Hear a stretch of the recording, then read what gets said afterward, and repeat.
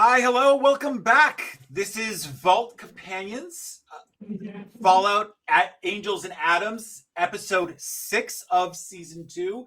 We're playing the Modifius official Fallout 2D20 system. My name is Patrick. I will be your overseer tonight. My pronouns are he, him, and I will pass it on to Val. Hello, everybody. My name is Valiant Dorian. I use him, his pronouns. You can find me all across the internet, Valiant Dorian, or also Spirit Bear. And tonight, I have the distinct pleasure of playing your favorite coward, Arbaaz Baz Oscar, who uses he, him pronouns, who is a former Volti, semi in the, oh God, why have I forgotten what they are? Oh my God. No! You're a follower of the apocalypse. The followers apocalypse. It's okay, you had an amnesia again. It's fine. He also has too many concussions. And I'm going to pass it on over to Lena. Hello, I'm Lena, pronoun she, her, and I will be playing Sierra, whose pronouns are also she, her. Sierra, who is a follower of the apocalypse, medic type, caravan type, and bisexual panic type Pokemon. And I'm gonna pass it to Jade. Jade, you are muted. You're muted. Oh, okay. Well, luckily, hi y'all. I'm Jade. I use she/they pronouns. I'm actually very interested in seeing if the captions captured my despair. But hi. I use she/they pronouns, and I played Lena May Bailey, who uses she, her, she/they, mostly she, her pronouns. And she's a vault dweller, person, entity. We'll figure out the rest. There we go. That's the correct term to use. I think that's how it's gonna go. So I'll pass it on over to Kai.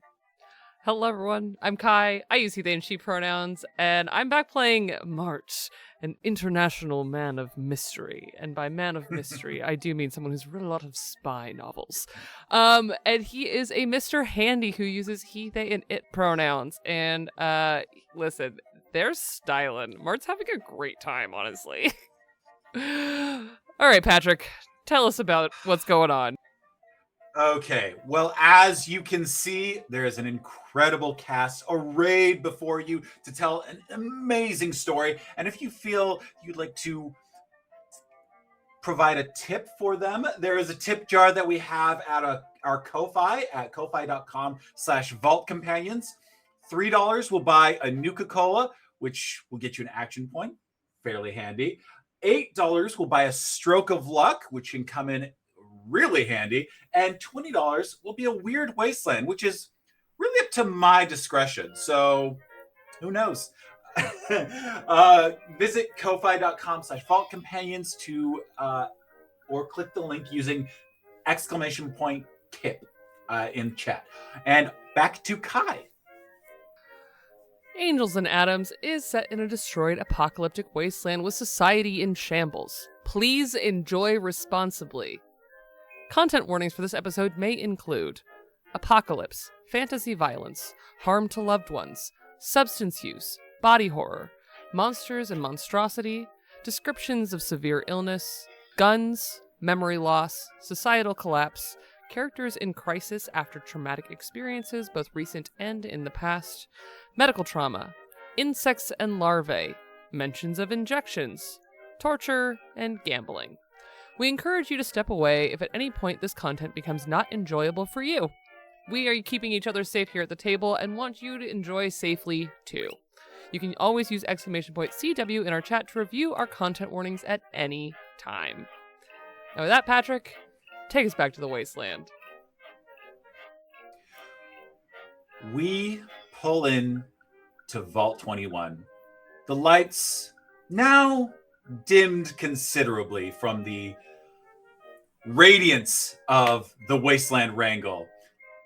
People are being escorted out by the Tops triggermen who have want to secure this area from any further incursions. The hall is dim. The drinks are no longer flowing. And off in a corner, a small radio just tunes to the specific station. What a night we've had here in New Vegas. Some big news breaking in the Wasteland. First things first, tonight was the Wasteland Wrangle, and what a wrangle it was. Take the tight look to be on the ropes with another win for Scorpion Lang when the fight was interrupted by gunfire. Details are sketchy, but it seems a would-be assassin was attempting to flee from a botched hit when they were suddenly shot several times by a powerful 44 caliber pistol before the mysterious stranger vanished from sight. The assassins seemed to be human, but there are conflicting reports that they were a robot. Whatever the case may be, what a wild way to end the Wasteland Wrangle. In more somber news, there was a Legion attack on the NCR town of Searchlight. At some point during the night, a radioactive device was activated in town. The casualties are close to 50%, and those who survived the initial attack were transformed into ghouls. The NCR has officially closed Searchlight and is scrambling hazardous materials troops for search and rescue operations.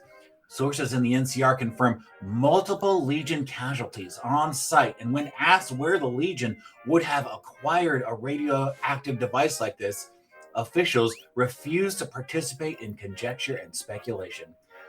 No matter your opinion on the NCR, our hearts go out to the poor people of Searchlight. This is Frank Sinatra with We'll Meet Again. The four of you, a Mr. Handy, a follower of the apocalypse, a follower of the apocalypse apprentice, and a questionable vault dweller, are in what was once a medical lab in the vault, but had been decommissioned when the vault was closed down. You are being guarded by a couple of the top's security men, though it seems to be more for your protection than from anyone else's. In the room, on one of the old beds, is the body of Bianca. There is very obvious gunshot wounds, and beneath the wounds, there seems to be actual metal skeletal work. The musculature is not tissue, but rather a more mechanical element. It's hard to really analyze, but she is laid out in front of you as the four of you were told to wait for Benny to tighten things up. And Sierra is staring at those wounds and the metal underneath, and she doesn't realize how long she's been standing there staring and refusing to look at her companions. In fact, she has no idea how long it's been, but it was one of the first things she did when she got into that room.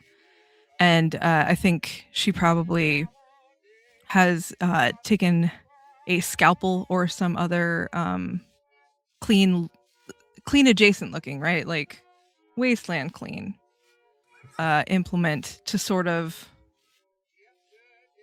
not do like an autopsy, just push around the wounds. She could do more. She's capable of doing more, but she isn't. She's distracting herself by trying to figure out how this could not be this crazy idea that's in her mind, that this could be some sort of robot person. That can't possibly be true. So she's probably in shock a little and doing the lamest medical exam that's ever been.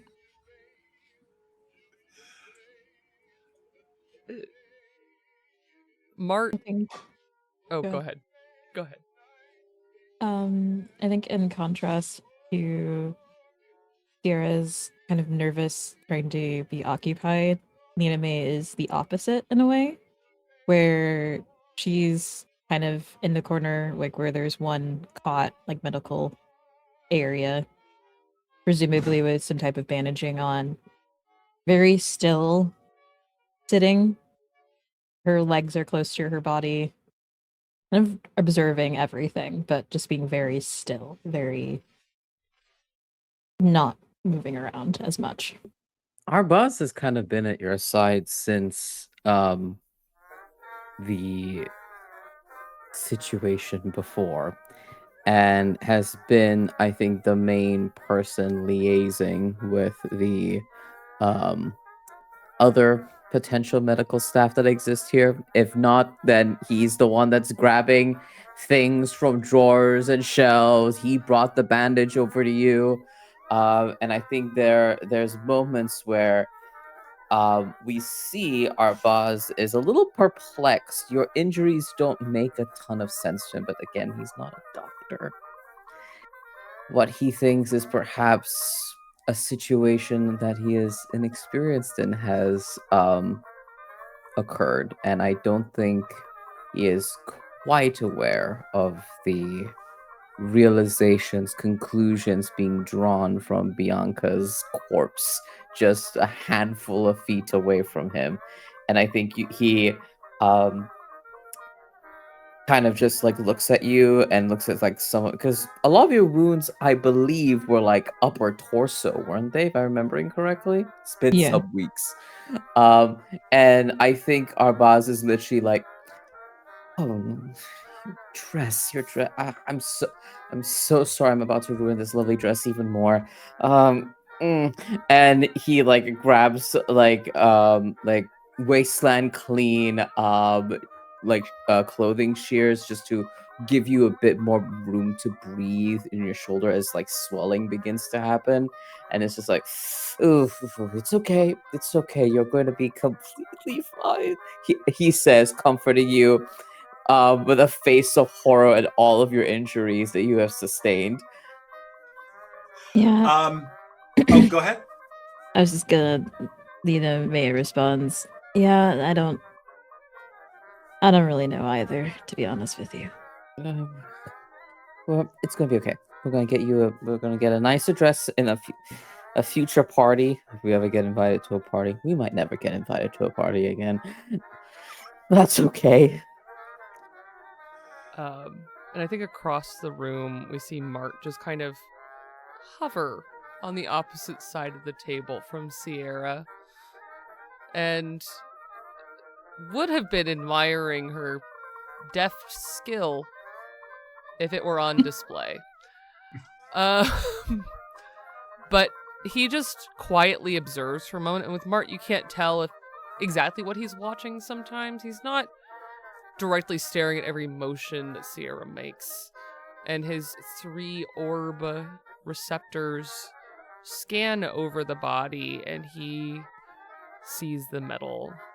But he also sees in his memory bank chasing her, and the speed at which she could move, the unnatural ability for her to resist some of what for most people would have been broken limbs. And he just looks to Sierra and past her to the metal. Impressive handiwork. Have you ever seen anything quite like it? No, I don't know if anyone's seen anything like this. I mean, it's probably just they found a way to do bone reinforcement with metal casing. I've It's seen some marvelous things. Some truly terrible and dreadful things as well. But this,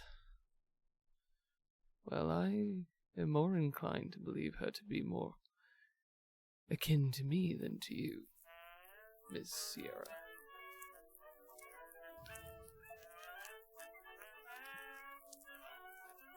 that doesn't exist.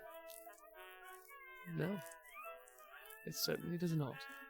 And yet, I saw this young woman perform feats beyond even what chems can deliver. Endurance past what medics and stimpaks can endure. What does that mean? I do not know. I would like Boz to make a intelligence repair check. Intelligence is definitely the question here. All right. Well, good thing The I'm good at it. Yeah, go The ahead. What's the difficulty is 3. Okay. I have a thingy, I think. Hold on. Oh, it might not be a thingy for repair, but I'll check anyway. I will check anyway. You're an engineering guy. Um, Maybe. Yeah, but I'm not hacking. I'm not hacking Lena May, I hope. Like, You never that know. that would be something. Yeah, no. So difficulty is 3. That means like 3 successes, right? Am I allowed, friends, to purchase an action point for this? Yeah, I think you should do that. Yeah, Yep, I will we're do low, that. but I think it's worth it. Okay, cool. Seems like an All right. important moment. Yeah, and I can reroll with cautious nature because I am taking care of Lena May and I don't want to hurt her nor kill her. So let's do this. I don't think I need a reroll. That's a critical success of 1 and a 2 and a 14. I'll reroll the third one because I get it anyway and just see what happens. That's a 10, so that's like 4 successes. Give yourself an AP. Yippee! And this is a tagged skill. Yippee! So, Boz, you are not technically a doctor. You've absorbed some of the techniques. You've figured out suturing. You figured out a lot of procedures for, basically being at hand to help, but never being the doctor. And so you kind of see like that kind of far off gaze that Sierra is having, and you feel like you have to take it on yourself to be the one at the helm on this one. So much on a plate. Lena May was fatally wounded, and by your hand alone brought back. And before you were just trying to stabilize her. You just wanted, hey, don't die in this moment. We'll get you better later. Now is later. And the simple, there's the wound across her neck and chin. That's pretty easy. That's sutures. You're okay with that. That's pretty easy to get done. The gut wound from the knife, as you kind of, you inject a little bit of Med-X that you have to spare just to kill the pain. And then as you get in there, you expect biological matter that, you're just going to kind of have to, get into the right spots so that you can suture it up. And yet, as you kind of get your hand in there, things don't have, they're more definitive. They have a hard, a much more clear outline and shape. And it's more like you are reassembling something. You are putting pieces back together. Whereas with a human body, it would be soft tissue. And you're piecing things together very easily in a way that it's like, oh, no, this is where your kidney would be, but that's not what, the kidney's not exactly there. I'm feeling something else, and I just slot it into place, and that's it.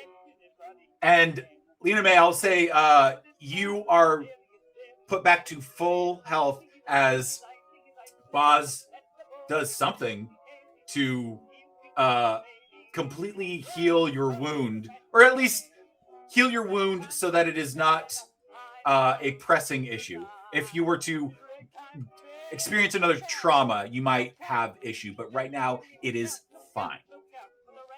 There's like silence as Arbaaz is working, and then as things go on, probably horrifyingly to Lena May, you just hear muttering commentary from Arbaaz, as he's just like, that's not quite what I expect. Well,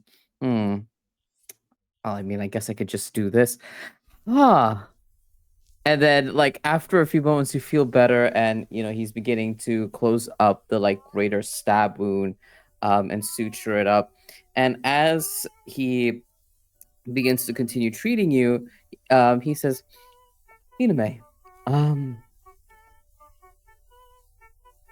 quick handful of questions. You're doing great. I Good. think I think you're out of danger. I think you're okay. This might sound very strange, but were you ever approached by anyone from Vault 42? Were Well- you was your vault biomechanically inclined? I don't think from Vault 42, and as far as I know from my vault, most of the people who were good with tech stuff would just kind of fix our projectors or make sure the water and the different other robots would be, up to snuff. But anything like, and she kind of just gestures to herself. Anything like this, as much as anyone else around would know, as much as is what I know. That's the scary part about all of this. I see. Okay. Well, regarding this, as you know, I'm not a doctor, and you probably ought to be looked at by someone far more trained than I, on most injuries, because well, how do I say this without sounding so rude and weird?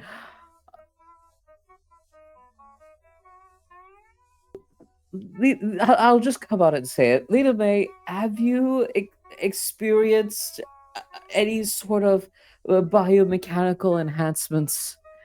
Because while I was treating you in there, it just kind of looked like I mean, this is tech that I've dedicated, I think, almost all of my life for. I think. Over in the other part of the room, you hear the sound. Oh, sorry, of the medical. So sorry, of the medical tools like aggressively hitting the surface of the exam table, and Sierra quickly and quietly walks past you guys.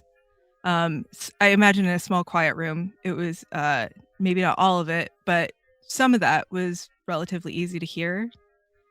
So she just goes up to the chairman and she's just like, "I'd like to take a walk, please." We're here for your protection. Thank you. I'll be back in a little bit. Okay. I think Sierra has a brief flashback all the way back to Don Puente Town when Lena May did get another grievous injury and Sierra was there to patch things up. But you kind of brushed it aside at the time because more things were pressing. Yep, But- but it's been rolling around in there, rolling and rolling around. And she was looking at Bianca, at her skin, at the way, and looking at her own arm in comparison, and looking at the way that the skin is blotched on Sierra and scarred and sun touched, whereas this synth has perfect skin. And she remembers thinking how odd it was that Lena May's skin was so perfect, but because she's got a crush on her, she just thought, I'm distracted by the pretty girl. She's thinking about it now. She was doing little comparison exams over there, these different little pieces that have been slowly adding up and making a pit in Sierra's gut because she doesn't like when she feels like she can't trust people. It really it triggers her in the true sense of the word. So she is not herself right now, and she is thinking from some of the more fearful places in her history.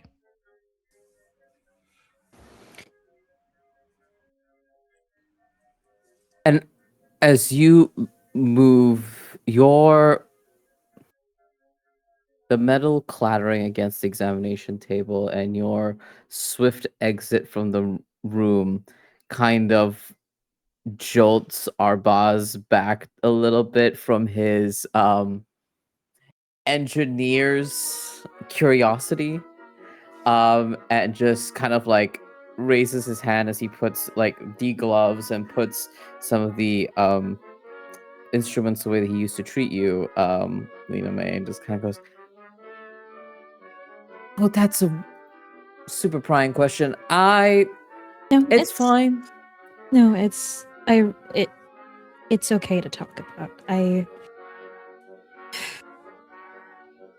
I don't know much either, Okay, but bolts do that. when Bolts do that. I started traveling with you guys, I Mhm. realized differences.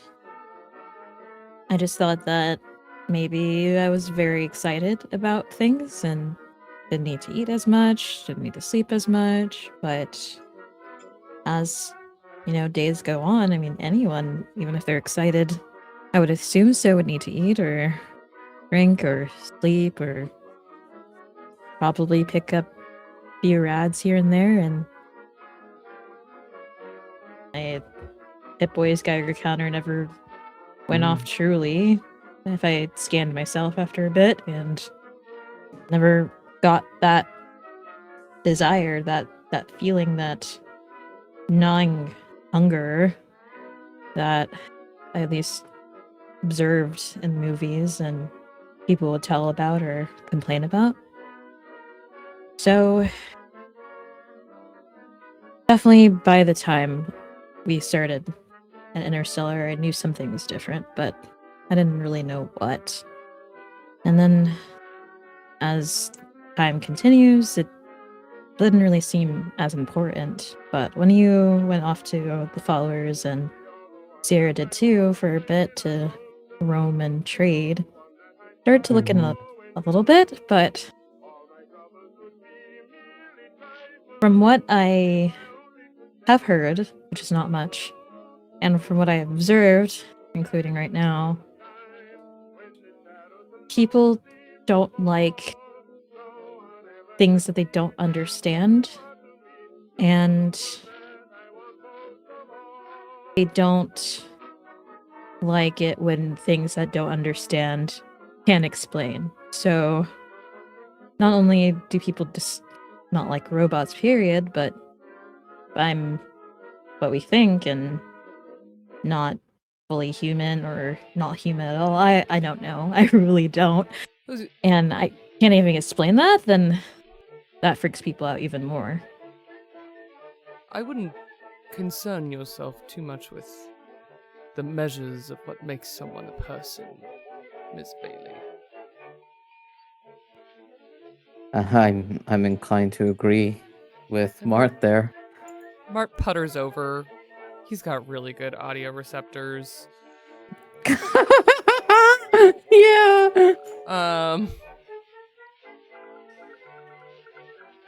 For what it's worth, I just assumed you were quite private. Didn't want to be observed eating. Wouldn't be the first.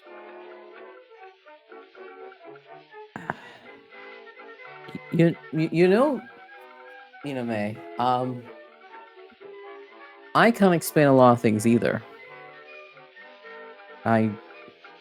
It frustrates me to no end, but I don't think it necessarily makes me less than, you know? I mean, it also kind of sounds like you don't remember much beyond watching productions at your vault, right? Like, what's your earliest memory? I think if I had to, and I, especially since realizing some of this I've tried, but the earliest, I remember not watching movies with people in them at first. I remember there were more animated cartoons, and the words were simpler, and Yeah. everything was much more colorful. So I just kind of assumed that those were children's cartoons, but other than that, I don't. I remember being small, I think. Mm-hmm. I remember being older, I think, and I remember being what I look like now. I remember interacting with people. But Jade, uh-huh. give me a survival intelligence roll. Difficulty. Let's 3. go. Terrifying. Terrifying. Yeah, you should use an AP, Jade. I'm just saying. I'm just putting that out there. All right, Yeah. yeah, I'll use an AP, so 3 dice in total now. Mm-hmm. Okay. Cool, because yeah, I don't even know if I remember if that's actually what I remember. Oh my god. Lena, May, Bailey, that's crazy. I don't know. So you said survival what now? Survival intelligence. Survival intelligence. Okay, that is 2 successes because and then what is a crit success of a 1? One. The third was a 19, so I'm really happy we used that AP. So I will tell you that. got 3 total. So 3 right? total, because if it's A a crit crit, then it even and if a it's not regular? tag. Yeah. I think for the first time you go back and actually are critical of your own memories. And you realize that you are remembering stills. You're not remembering sequences. You're remembering you at a lunch table, you in a classroom, you, doing one of any number of things in a vault. But every single memory is just a still frame with no further context than what you in your brain bestow upon it. And you're looking for people that are in that still with you, and you're not seeing faces. You are seeing bodies. You're seeing backs of heads. You're seeing a lot of shapes, but nothing is definitive in like, oh, hey, this is my neighbor Beth. You are very much just seeing the people of your vault, but that's nothing more than that. You remember the movies. The movies are crystal clear. They are absolutely, you are seeing every second of every film playing out in your head. Which, it's a weird thing to try and quantify, but should you be able to perfectly recreate a movie in your brain? It's a strange thing to think about. But you have a feeling that these memories, up to the point where you join with who you are with now, very much, it's as if there's a filter on them. I mean, I remember people, I think. It's very. I mean, it seemed like it was a memory, and when confronted with this and the horrifying stillness that happens when one is almost about to perish, maybe they're not even memories. Hey. No. Well, here's the thing though. I can't rely on my memories neither, so we're just on the same boat. We're not just on the same boat. Mart fully does shake his head at Arbaaz about that. Just like, no, you really can't, can you? If it helps from a alternative perspective, my memories are different between programming and activation. What I remember from Robco programming is very different than the day that Finney took me out of the box and activated me for the first time. That's a better way to think about it, I suppose. And when you think of those programming, are they still images, like out of a manual, or just something that you They're just difficult to quantify as something that I would consider memory, but I also wasn't burdened with the need to experience my learning. It seems as though something about your experience is meant to be more like, well, and he goes to look at Arbaaz and then looks at the two gentlemen standing at the door. More like them. Lived. Yeah. Yeah, the Arbaaz nods. It was weird. The person, we talked normally, and then Yeah, what was that about? she was with one of the people from, I don't remember what area. I think it was the Gamora. Yeah. Yeah, she was with those people, and she was very attached to one of them and saw me and immediately fixated. I thought that maybe it was more so like attraction, or she was also very I mean, you are very pretty, so yeah, that makes sense. Okay. I thought it was that. I mean, I didn't want to leave or anything like that with her, but I would talk, and she seemed like she was with someone important. And once we were on the couch, she whispered a string of numbers and letters, I think, some type of code, and I was confused and a bit weirded out. Like, what does this mean to me? And she seemed disappointed and said that I was ruined, or someone did something wrong.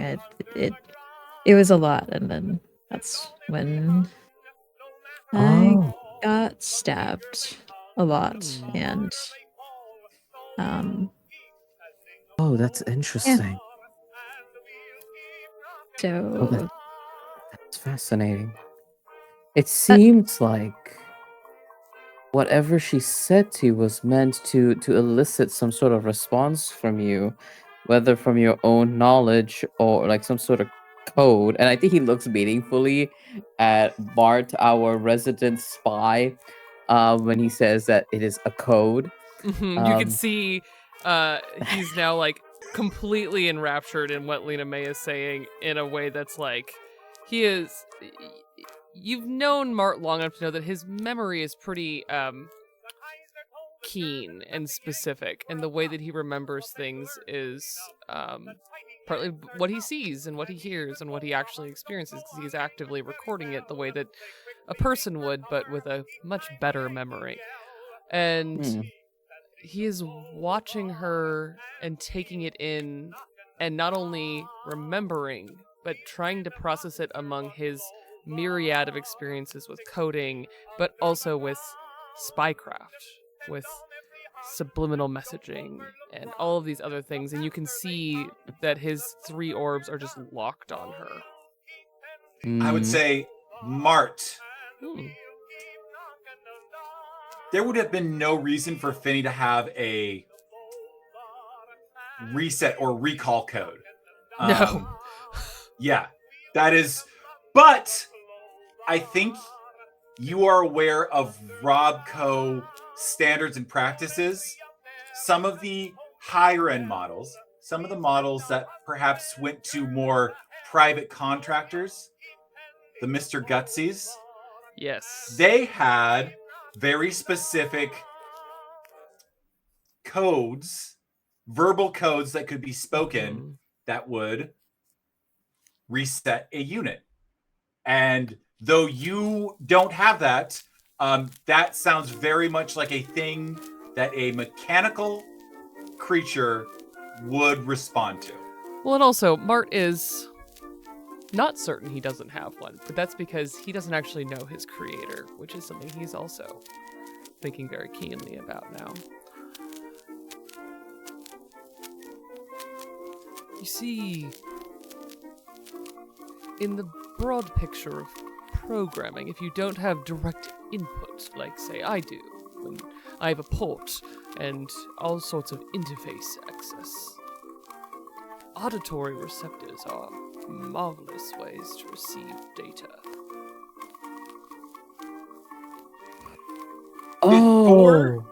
Before you can expound on that, and I think, Sierra, as you're kind of like in your own world, you practically bump into a man wearing a black and white checkered jacket who says, "Whoa, whoa, whoa! I'm so sorry. I thought I remember saying that the party was going to be in there," and motions to the medical room. I have a great deal that I was just about to come to talk to you about. So why don't we all just mosey all in and see what we can do together, simpatico, as a team. And you see that in order to reinforce that, his muscle, 2 men with submachine guns, flank him and say, "I think now it's time to finish your walk." That's fine. The threats can come second. I appreciate what you're doing here. I'm willing to listen to what you have to say. Hey, sometimes you just got to make sure everyone's on the same note. All right, now let's scoot.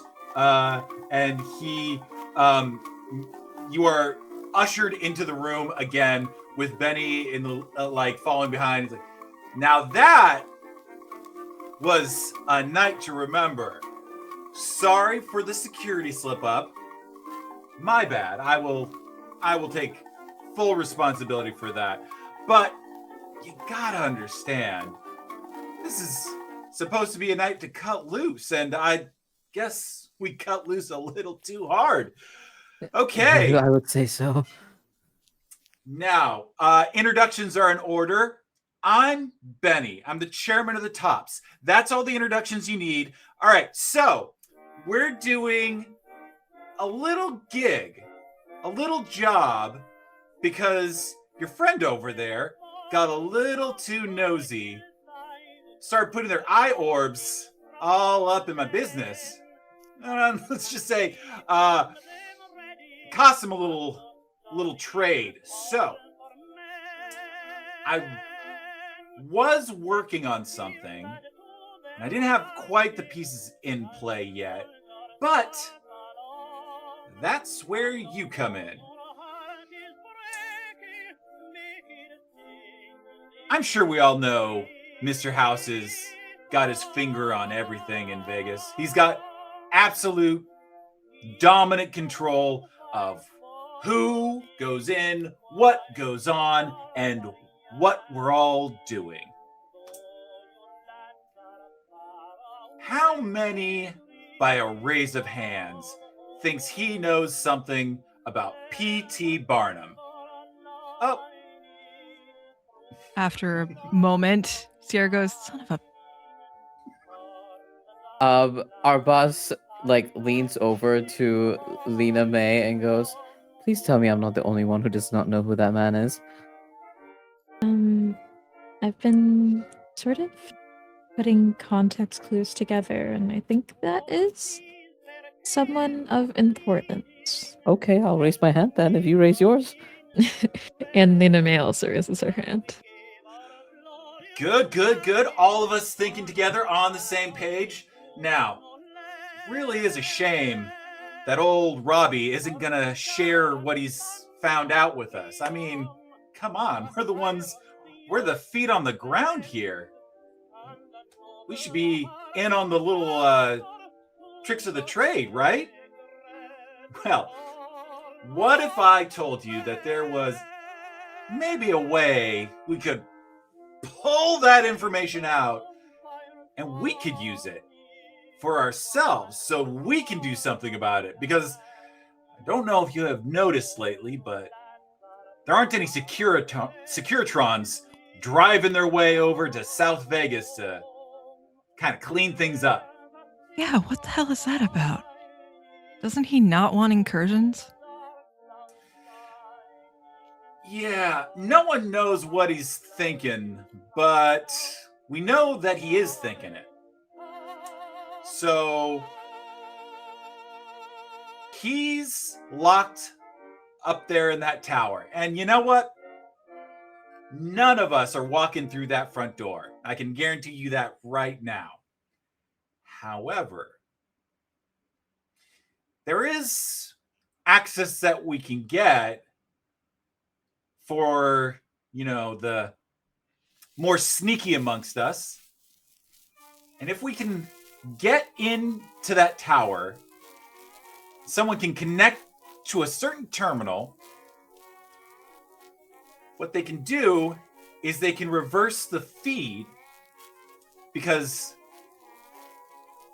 I've been looking into it.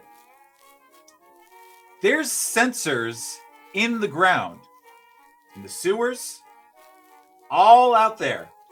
Robert House built this city, and he built it for himself.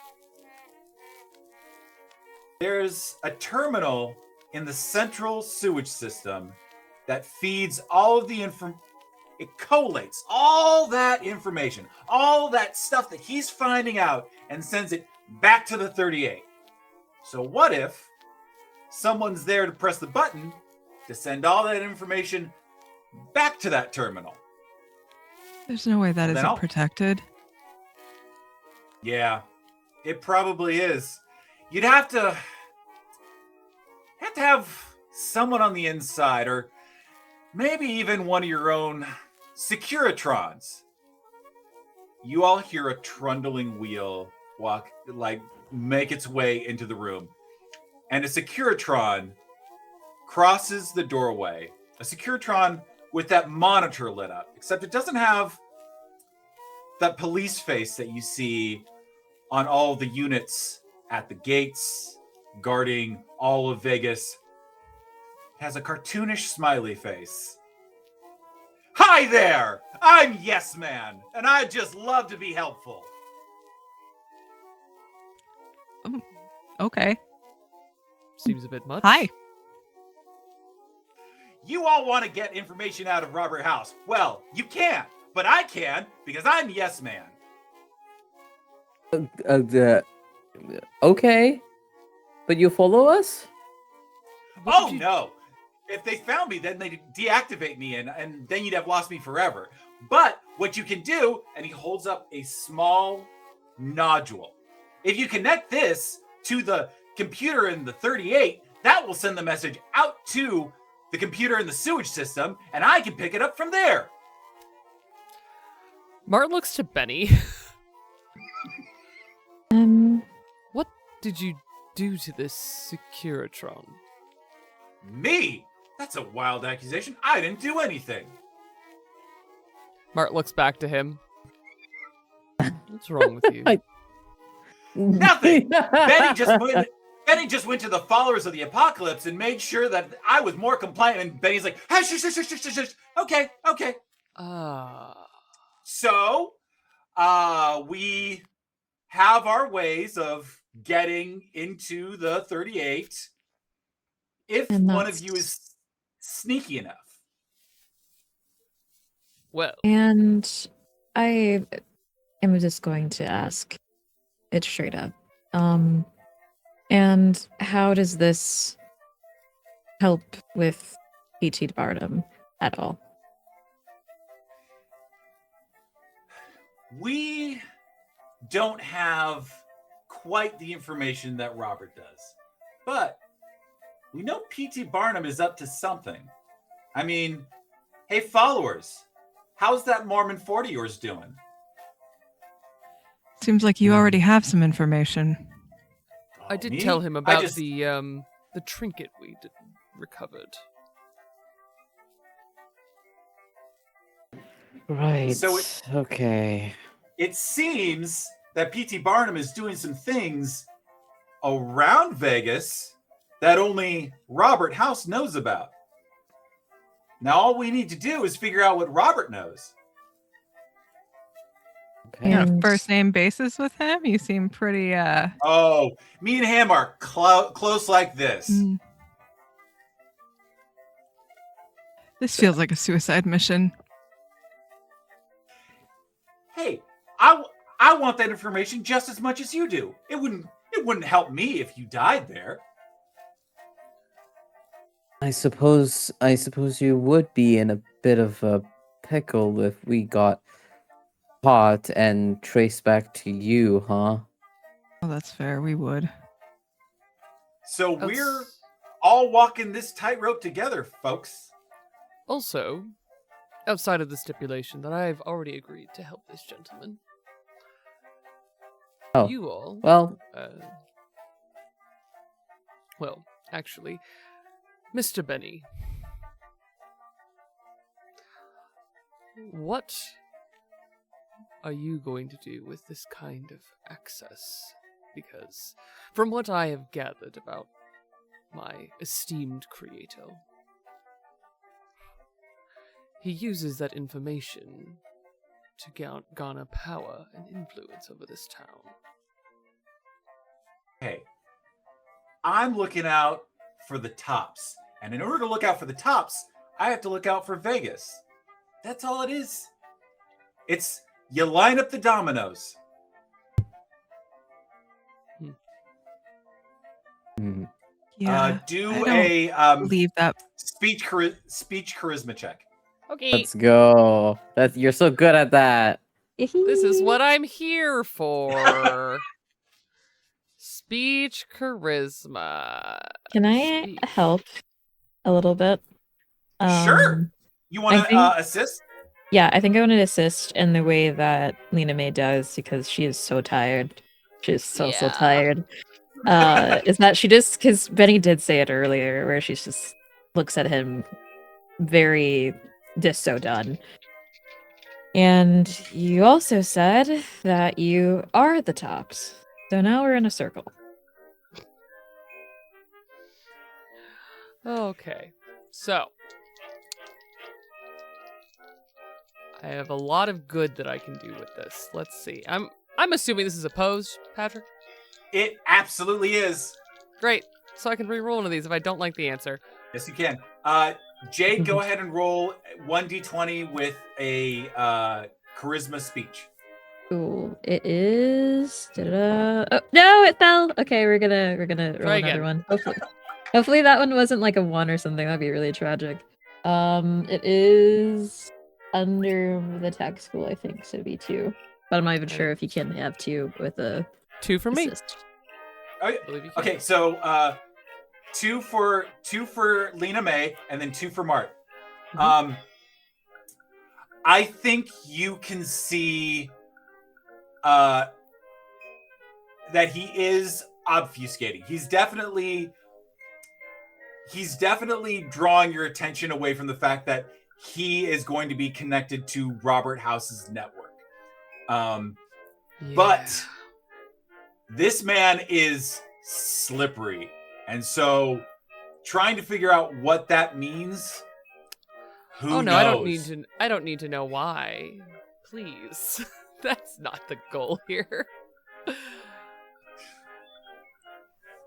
Mart watches Benny dance around these words. And it's impressive. But well, rest assured that that tightrope we're walking extends well past this particular accord. Hey, we're all just trying to survive this wild wasteland, aren't we? So We certainly are. I still have a couple pieces to put together. So you got a couple days, hang out, enjoy the tops, your room comped. Go have some drinks, play by the pool, have a good time. Because in 2 days, one of you is going to break into the 38, and the others are going to have to be in that sewage system doing the dirty work.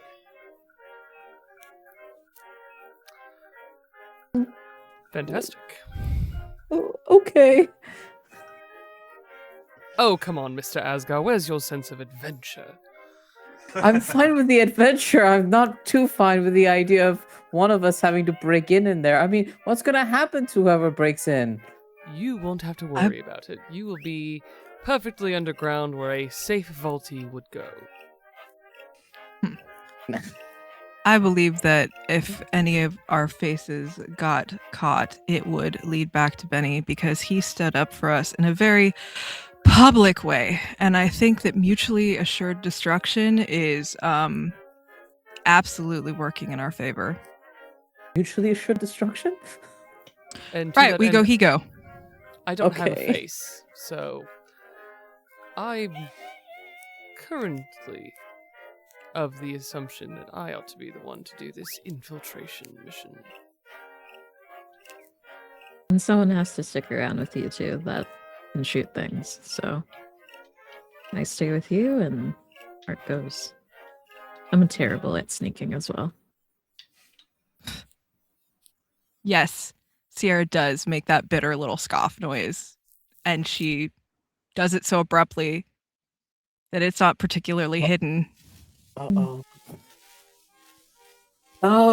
Well, I think feeling the palpable tension. I like the idea that Arbaaz has stood exactly in between Sierra and Lena May right now, and he just goes,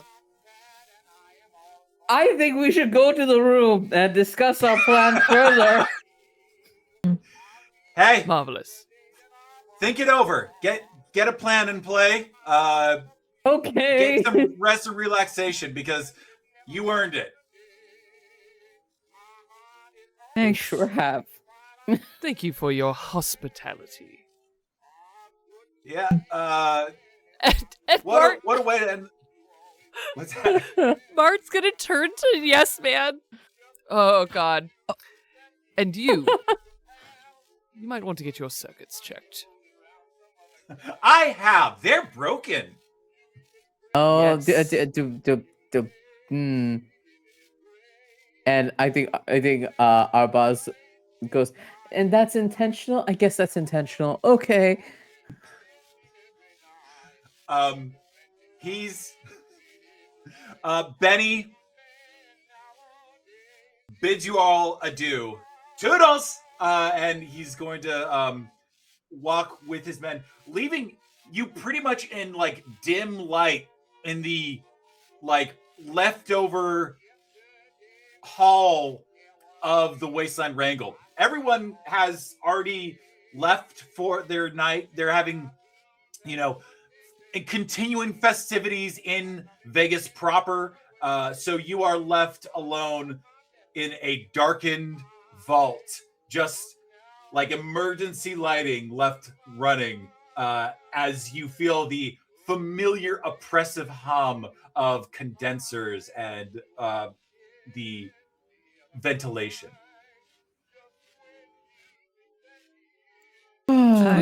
Sierra's going to check this place for I'm sure it's rated already, but she's just going to see if there's any stim packs or blood bags or anything like that. It's going to be a perception survival check, and it's going to be high because I don't even think it's worth the AP. I'm just going to roll the 2. Okay.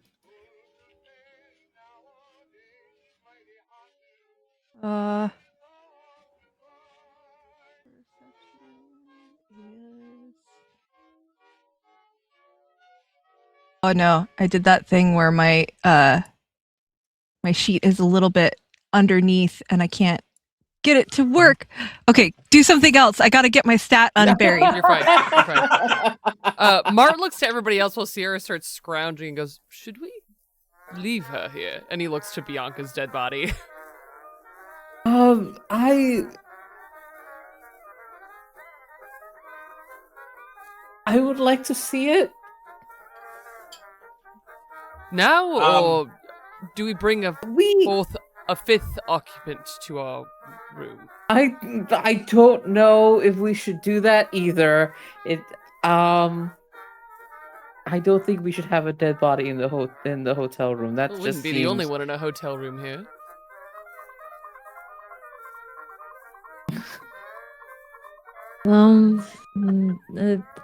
That certainly is true. He says a deadpan. He just keeps looking at Arbaaz like, what? Arbaaz shakes violently, like in the entirety of his body. Okay, if we're not going to take her with us, then I am going to We can search stay her. here. Do you want to stay here for a bit? Just We have 2 days.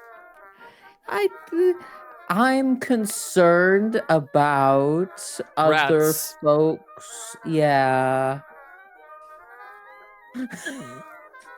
Yeah. And we can do it now.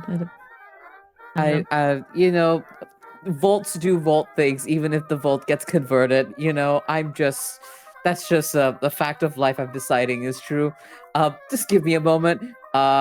Arbaaz would like to just like comb through Bianca for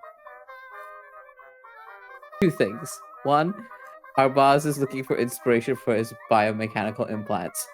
2nd, in that order of priority, 2nd, he wants to look for serial numbers, like programming stuff. If I could yoink a mechanical thing that I could just study for the rest of this show, that would make me a happy camper. Go ahead and make an intelligence science check. You know what? No, this is a perception science check because you're actively looking through what is before you. And yes, Mart. May I help? Yes, you may. Help me, Mart. Use the AP that you wish. The difficulty is going to be 4. And I set it that high because you have literally never come across this ever in your life. I have never seen a We synth should before in my spend life. that last AP and let Arbaaz Okay. roll it. Mhm. Yeah, I'm down with we that. can I get will. more AP. We can yeah. get more AP. It's We're- fine. I believe in me. Perception, Patrick. Yeah, I'll if you want to pitch something else, but it's going to be perception science. I'm happy. Can I with pitch that. perception repair?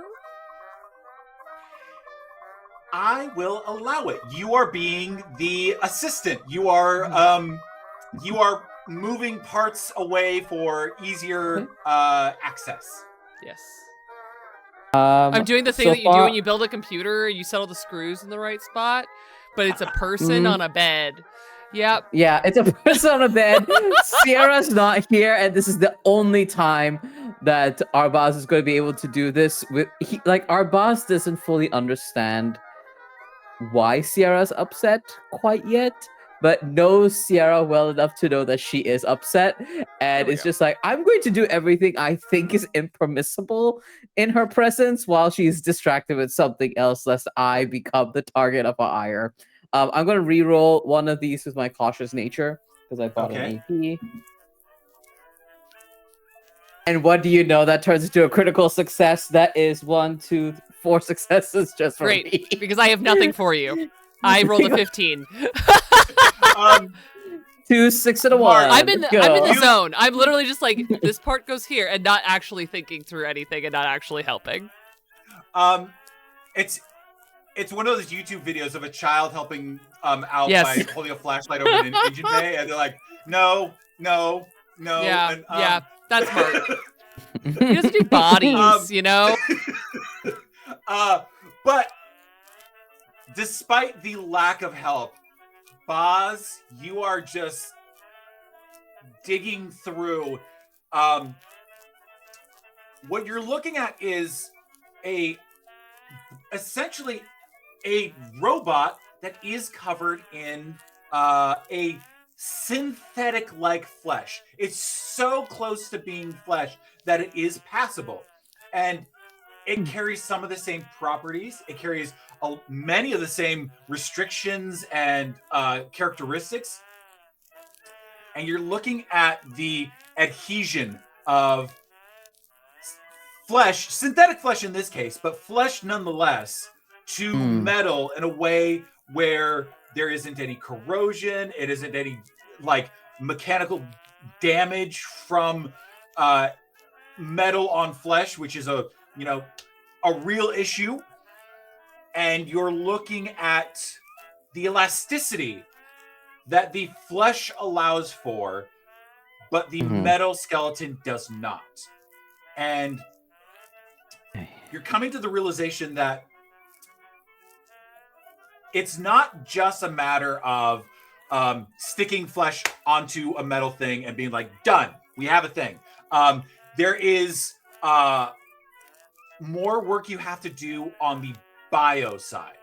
A lot of what you're essentially doing is you're stretching what you would need to have in order to encompass what is there. So you're able to get kind of a working idea of how this goes. And I'll say that you can remove the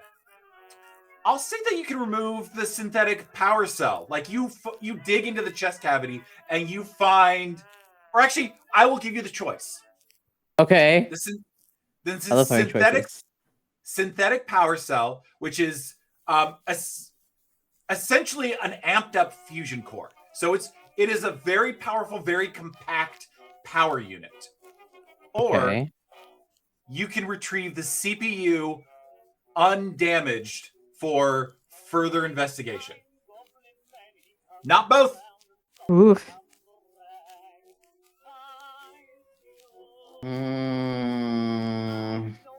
But okay. So either the power cell, and that's essentially like the equivalent of like our computers like power source, right? Like it's the electrical thingy, okay? Or the CPU. There's a versatility to the there's a versatility to the power cell that you could use in many applications, but CPU information is information. Information is information. You are able to pull out that unit. You don't have anything with which to read it just yet. There might be a way that you can hook it up to Mart in a way that it can be translated. That sounds like a dangerous thing for me to do. Hey, Mart, let me borrow your brain and put someone else's brain in there for a You know second. Convince him. He's down for a lot of weird shit. I'm just saying. No, I know. But you have it with you, and it is undamaged, so you don't have like any restrictions on it. Wonderful. Arbaaz like yoinks it, takes a look at it, and goes, "Thank you very much, Mart. This will be handy. Let's find something to read it, but still handy." And he like keeps it safe in one of his pouches. I'll say one more thing because you were also looking for identifying marks. Yes. You do find a serial number. I love serial numbers.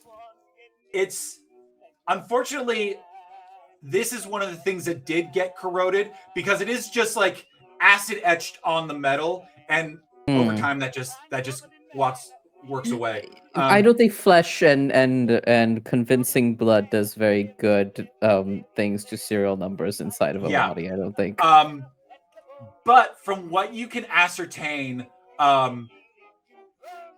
you think this was built in a factory, which is a big deal considering there aren't factories.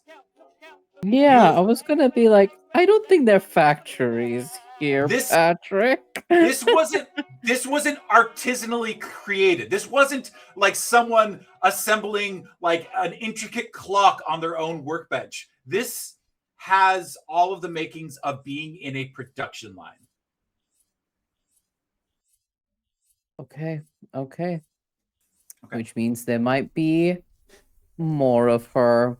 And I think as Arbaaz makes this realization and looking at a lot of the flesh components, Mart and Lena may once again, Arbaaz goes into his muttering commentary as he like looks through and gathers all this information. He just kind of goes, "What were we trying to do?"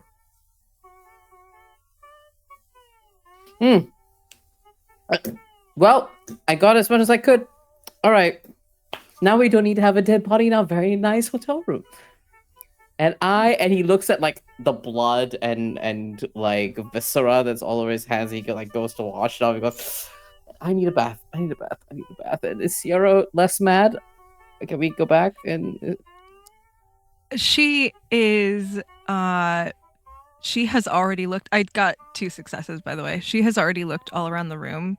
And Mart has probably noticed that she is not really looking anymore. She's just doing things so she doesn't have to look at anybody else.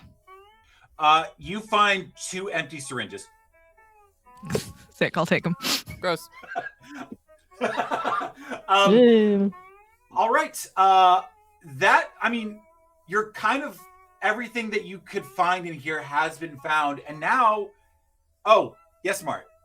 I was just gonna say, Mart kind of, as Arbaaz finishes and starts to leave, Mart putters up to Sierra and just says, "Miss Sierra, would you like to go for a walk?"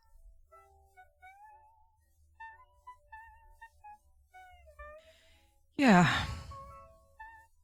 That sounds nice. She'll probably go like the opposite way of everybody else with all of her blood.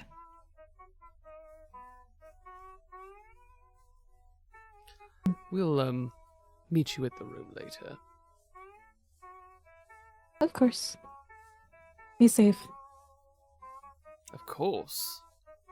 Sierra can't look at her. She just can't.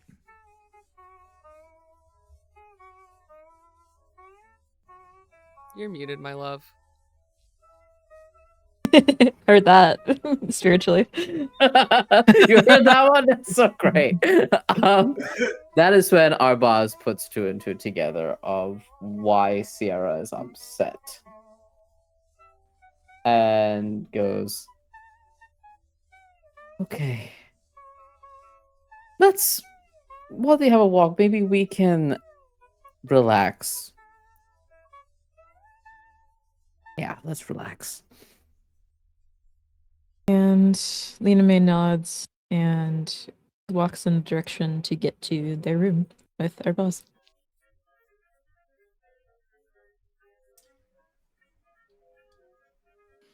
As the two groups diverge, just kind of going over the events of the night, you now have so much time to yourselves. You have 2 days to prep for anything that you would need coming up. Or you could just spend all the time you want to yourself. How do you all spend these 2 days? Well, I think Sierra and Mart probably have a conversation, so I'm gonna have to play like stepping stones, figuring out I'm with you. how I'm with normal you. Sierra's gonna be. I'm with you. Mm-hmm. I think that the first thing, and it doesn't have to be very long, because Mart is very quiet for a lot of it.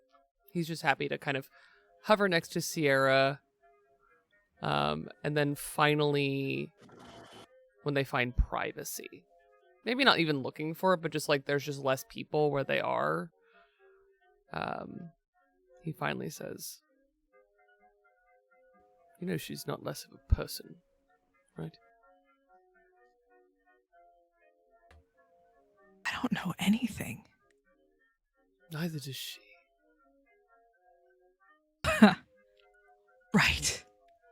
Right. I'm sure. And where was the skepticism for Arbaaz? Arbaaz didn't lie about where he came from and what he has going on, at least not that I know of. And you assume that hers was a lie. She told you that she doesn't know? That's what she said? I'm inclined to believe her.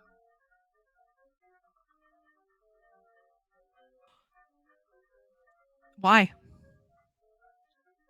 Well, not a one of us questions you and your quiet past. Maybe I you see should. the holes. It's not my need. I like a colorful heroine. Storied. Mysterious. But not Mysterious. dangerous.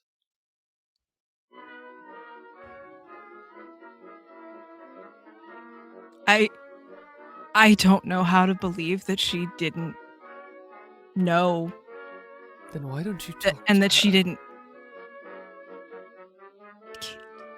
I can't. Now that is a human response, is it not?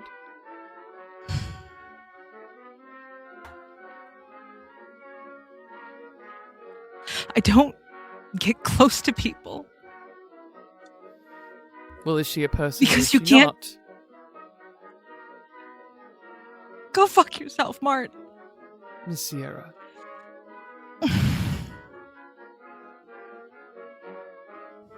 I'm sorry that this is hurting you. I wouldn't wish this shock upon anyone. But I ask specifically about Mr. Asgar, as his life was a mystery to him before. Not dissimilar.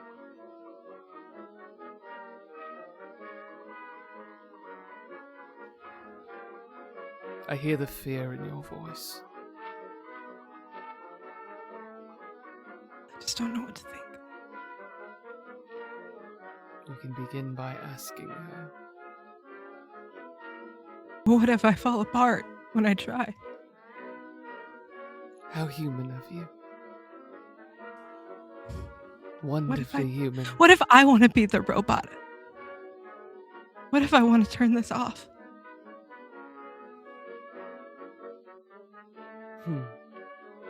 Well, which robot would you rather be? The smiling, daft idiot whose wires are broken? Or one that cares for you? And for Miss Bailey,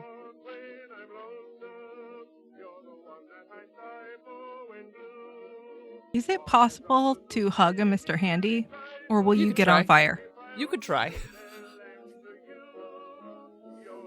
She's gonna do her best. And just like suddenly she's a 14-year-old little girl who's overwhelmed by the intensity of the wasteland. And she just cries for a little while. I think Mart pats her gently and lets her keep her mysterious and dangerous air. Make sure that she dries her eyes before we go back.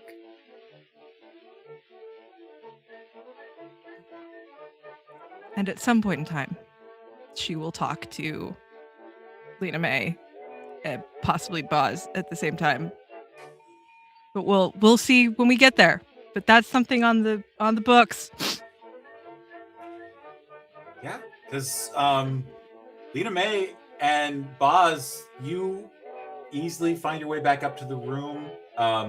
It's the cozy accommodations, nothing like you've had in the Wasteland before, just a very luxurious space that seems somehow not fulfilling.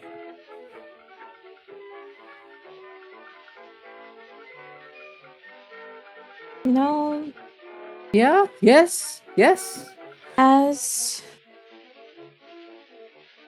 much as we have encountered in the wasteland with Mhm. everything that we have to do, Yeah.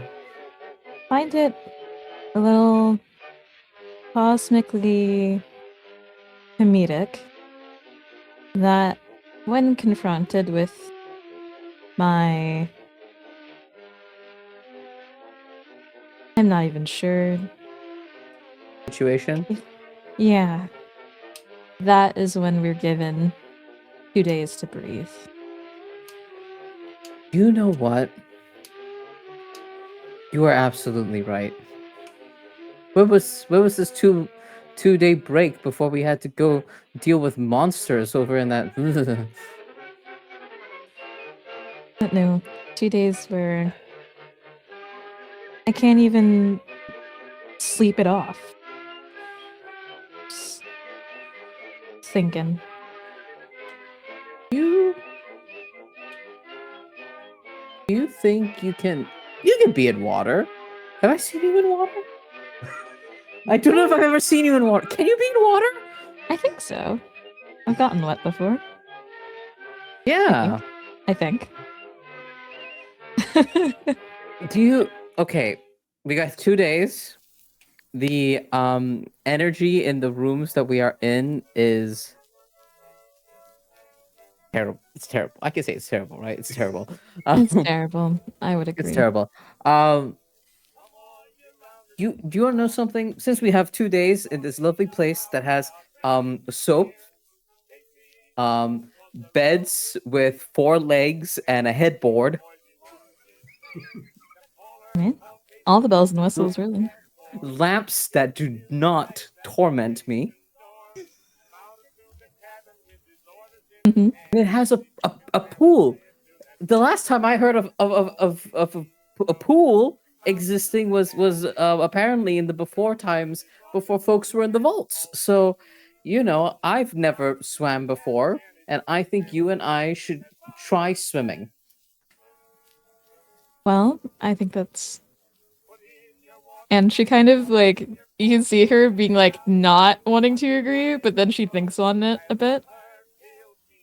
You know, actually, I think that's a lovely idea. Right? And That's what we need. we can test run, I think. Yeah. And the bright side is if we both start to drown, we can both leave together. Exactly. Because I I like- don't think either of us have swam before. See, I think I've swam before. That's reassuring. I think and I'm sure you would get this. I'm just not sure if I can trust that assumption. Well, here's the thing. Here's the thing, Lena May. At least that you can get a concrete answer. I married someone I thought I got married to, and I don't even remember if I was even attracted to her in the first place, if it was her idea or mine. So, if it was the So false idea. the marriage is in question, the attractions in question, and the person in Everything real. question. Everything Okay. really in question. I feel so much. Before Lena May, this actually sounds really horrible now that I'm thinking about it in my head. Don't take it in a bad way, please. But before this, you're like this incredibly talented, skilled, and you still are like talented, skilled, proficient person, and it feels like nothing can ever phase you. And like I kind of always felt that there's, like, yeah, you're cool and we hang out and I love spending time with you, but I don't know, you're too cool for me, right? And I mean, I would disagree, but that's I'm that's very kind when that's a very kind thing to say to the amnesiac in the group. I appreciate it. But I do want to say that learning about this for you now, I mean, every time you talked about the vault, it kind of felt like your vault was better than mine, and that you got the more fortunate end of the stick. And I don't know, now that I know that you also have questions, that you also don't know about a ton of things that you should know about, and that your vault kind of sounds a little horrible, reading between the lines and through the gaps. Mhm. I feel like we're more the same now, Yeah. and We don't know what memories are real and what yeah. are fake and things. I mean, I've And always you had probably sinister plots being plotted in your vault that you don't know the motivations of. So do I. and Yeah. I would say that I would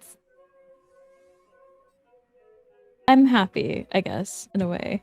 Of if that makes any sense, that there's at Yeah. least someone. I mean, I always felt a certain kinship, but now knowing this, having someone also from a vault that has no idea what is real and what's not, Not a clue.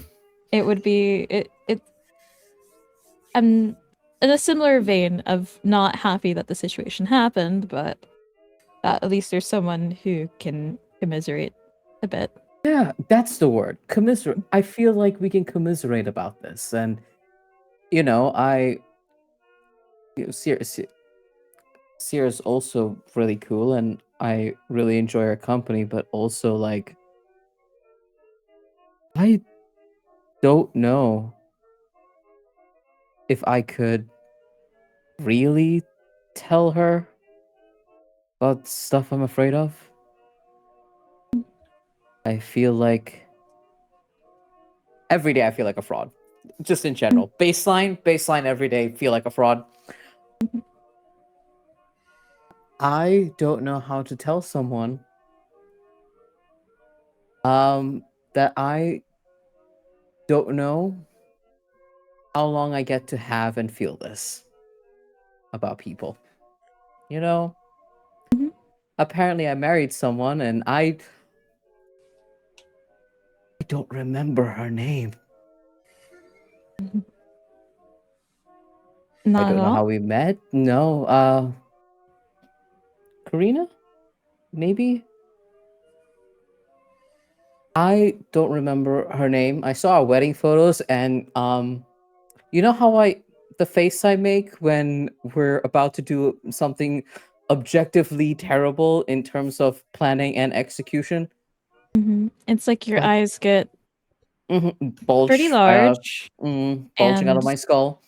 your cheeks kind of do like a slight puff in a way. It's very entertaining. But like now that we're out of the danger entertaining.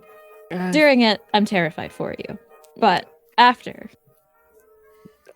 I'm that's very endearing to know. That's the face I had in a wedding photo, and I'm not experienced in weddings in general, but I don't think that's the face you should have on a wedding day. I would Controversial opinion. wager not. Yeah. You know, so, and every single day we're out here in the wasteland, I remember my father's face less and less, and my mother's face less and less. The only thing that helps me remember her is the fact that I, yoinked a picture of her before I ran away from my vault. So, Something though. it is. It helps, and I don't know. It's just nice to have. I know that you're probably scared out of your mind because I'm also scared out of my mind about what this means and what the future holds, and it's scary, and I find myself like, there's a lot of movies, I guess, and now knowing that that is what a lot of what I know, and whether or not that's a good thing or a bad thing, I don't really have the bandwidth to even unpack that. But that seems like a lot to unpack.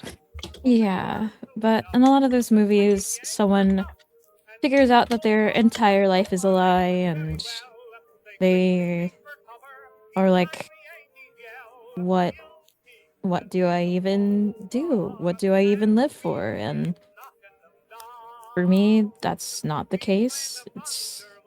I just know that I'm going to try my best not to feel that stillness again.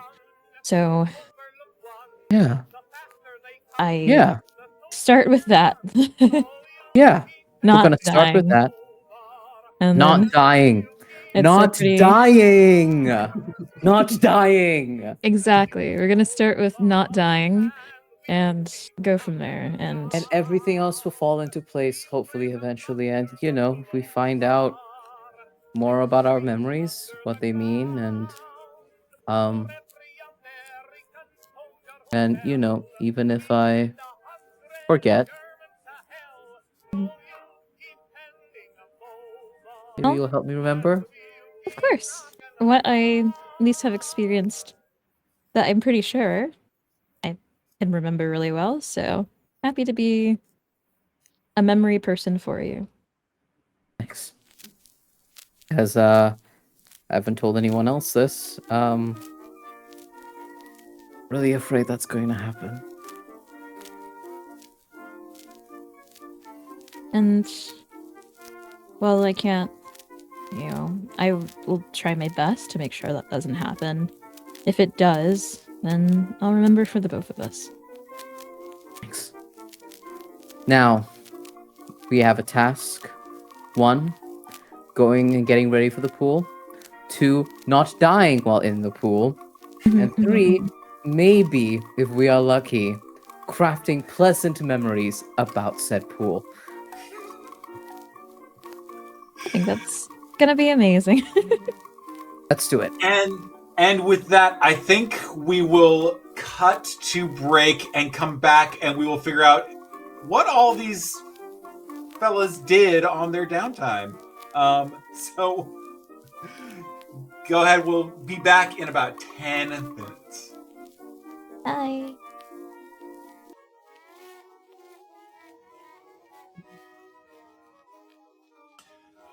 All right, welcome back. We are here with our crew in New Vegas at the Tops Casino. They are 2 days just left to their own devices. Let's go through it. Let's see what you all got up to. I like to think, and feel free to say something different, Val, but All right.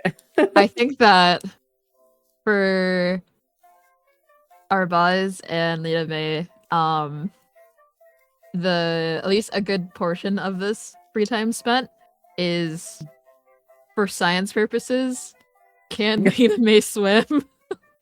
What happens if Lena May eats food? Kind of like a scientific, using the scientific method in a way. The scientific method of give it a try. We'll see what happens, and if it goes wrong, I'll fix you. I think the swimming is wildly successful. You are absolutely, you're Nice. buoyant, and you're also able to survive. You're water resistant. You're straight up Casio. And food was a bit disheartening because you definitely ate it, and it definitely moved, but then it just sat there like crumbs in a seat cushion. Like they just didn't have anywhere to go, and you just, unfortunately, after a time, you had to give up and just kind of. Yep, it was not a fun evening. It had to be expelled. Yeah. Yeah, we bonded very quickly, I think, through the scientific method. Oh God, yeah, no, I'm down for this. Absolutely. I think the conclusion is Arbaaz is a terrible swimmer, but he is very good at floating. Okay, so now we know. And as the time goes on, Lena May kind of recovers a bit more of that, like, more chipper-ish attitude. It's not Mhm. obviously the same, but there's at least some noticeable, like, some type of recovery of the situation. Yeah. Okay, so now we know if we need to swim, you can just hold on, or I can tow you, and Yeah.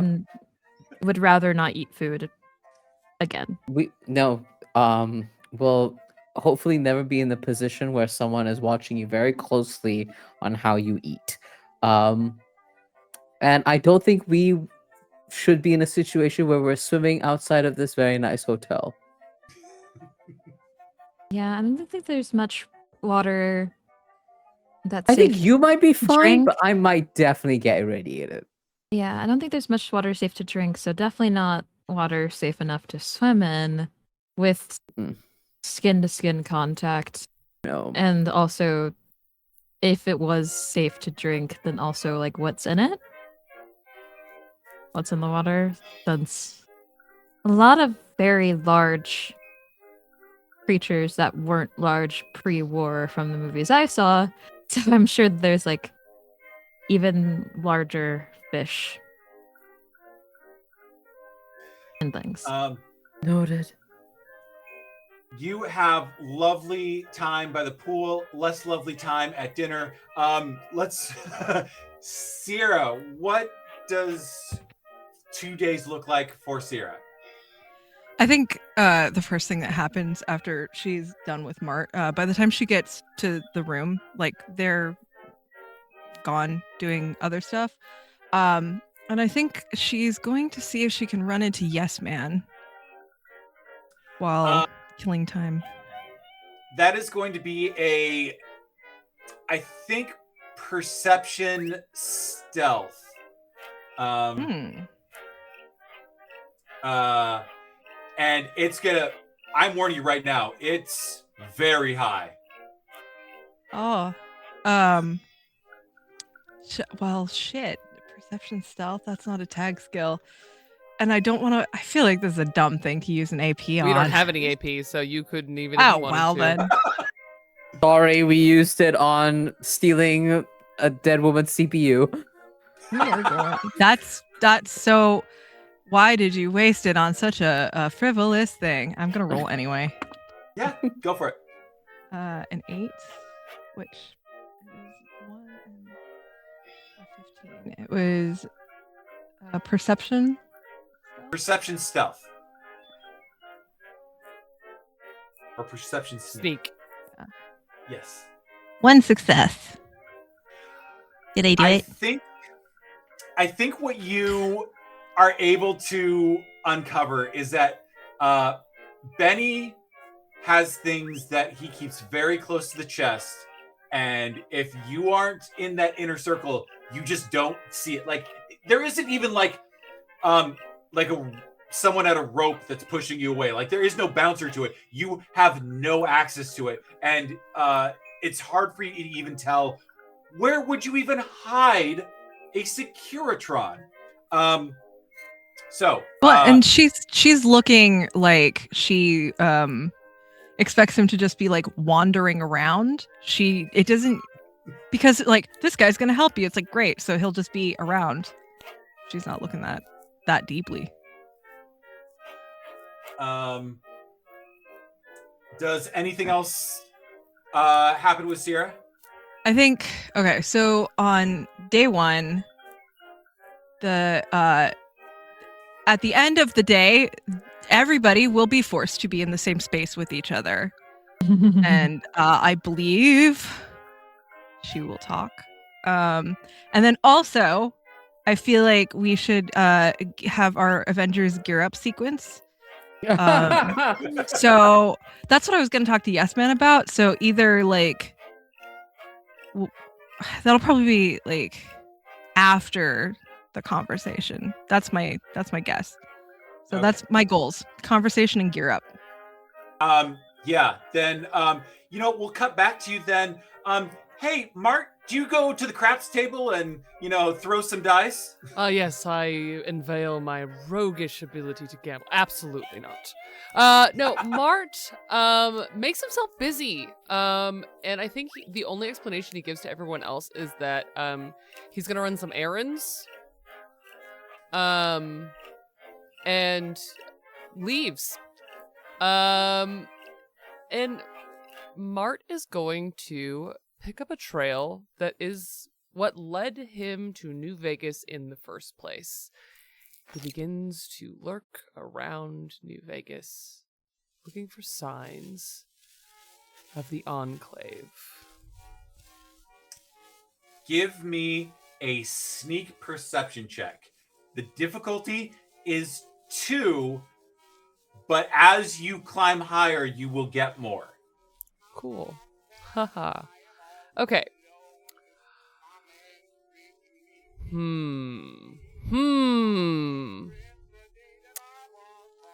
How does this thing work again? How does anything that I own work, really?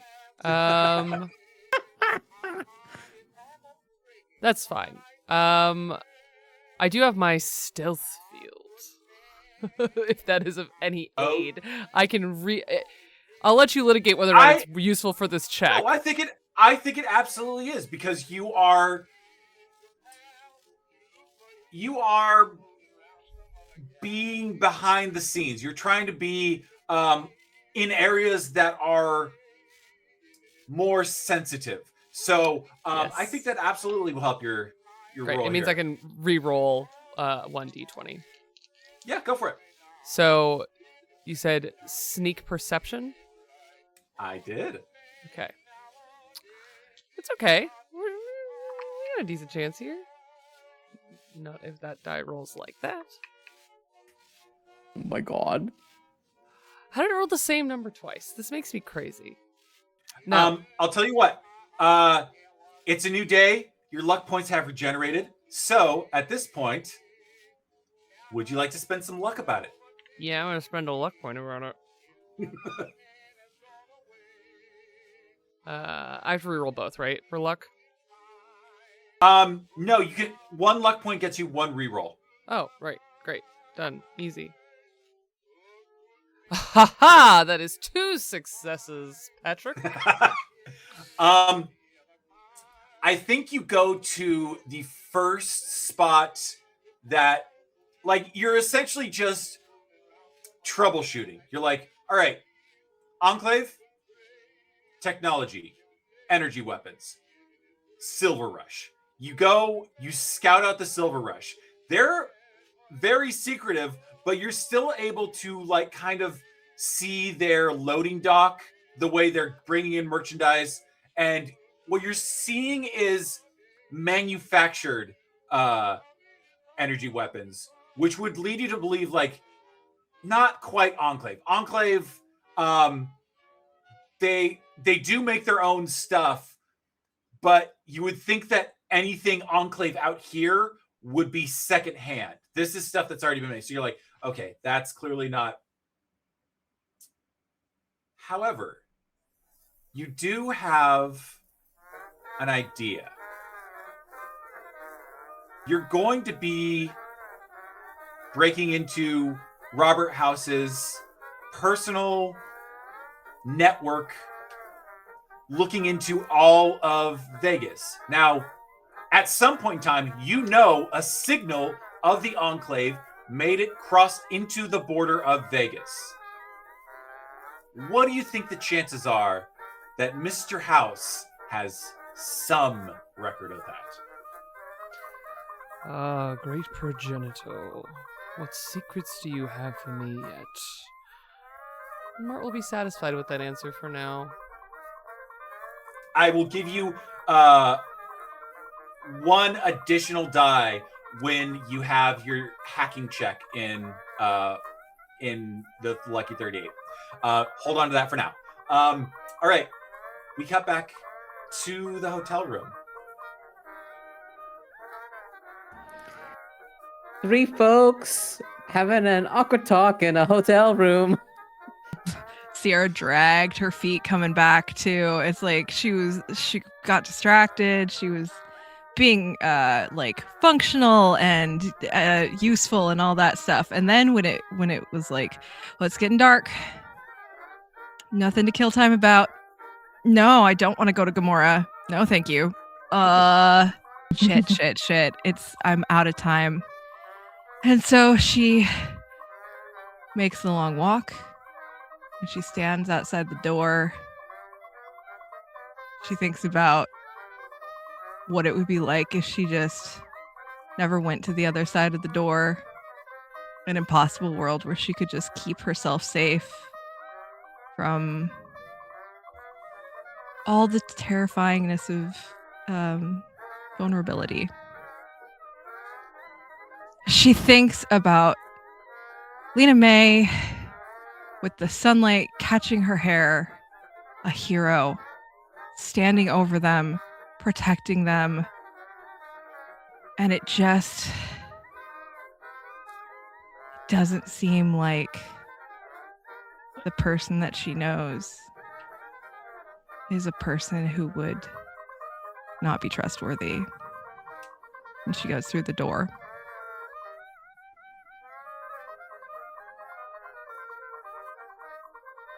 Does it go quiet when she comes in? I think that What are we doing? This is a great that's a good question. Yeah.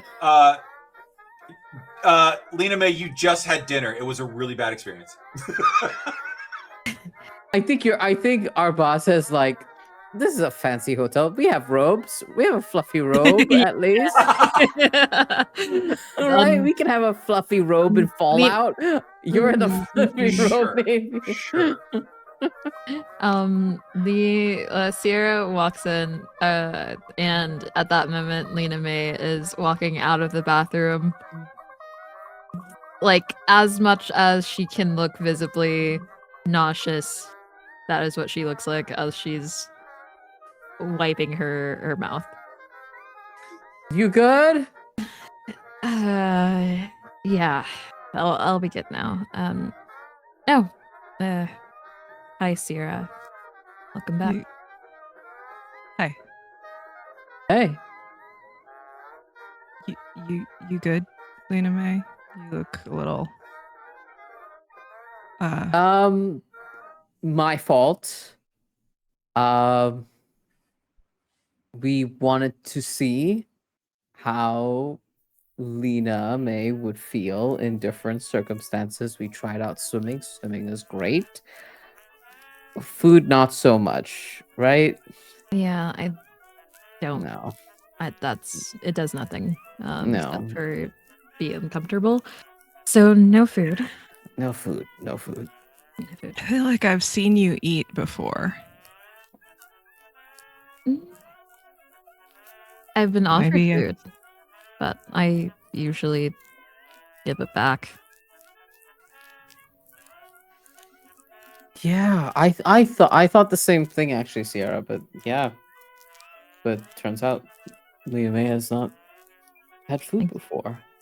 And gave, I think, truly the Nuka-Cola that someone gave me.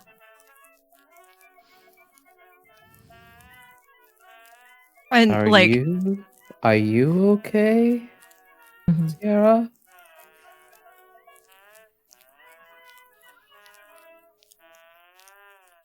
I don't know how okay is somebody supposed to be when they're not sure that they can trust the people that they thought they could trust. They've been traveling with, that may or may not have been keeping really big secrets.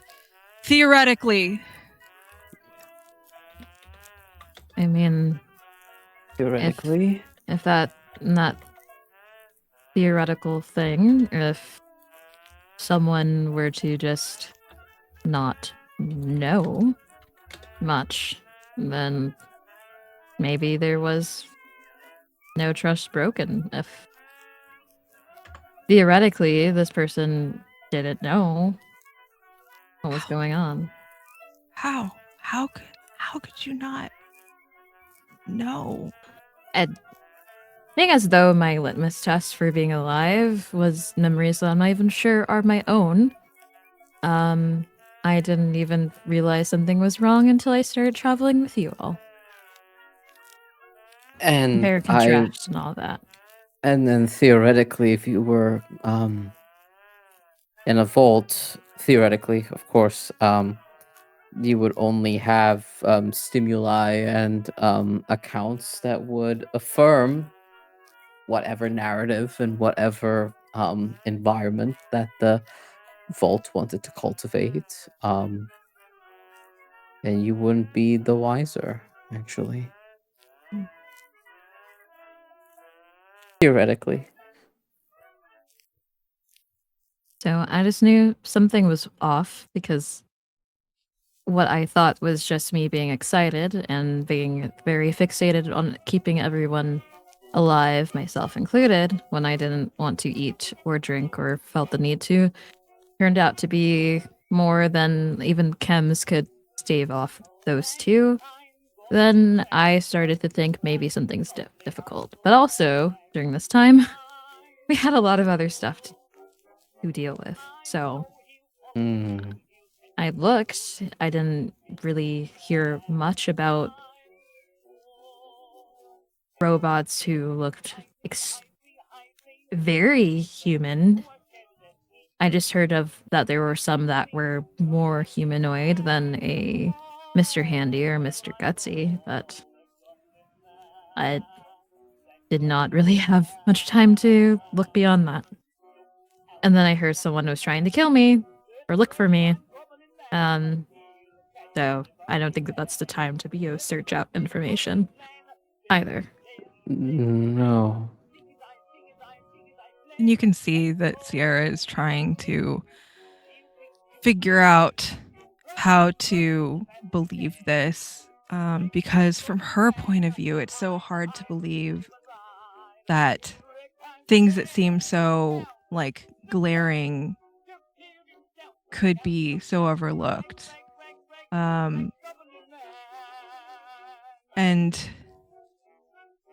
she also is clearly struggling with the fact that she cares. And this is not just hard because it's some sort of abstract upset. It is because there's something rolling around in her that is a little bit hurt, a little bit confused, a lot terrified. Maybe not in the way you would think, but still terrified. And she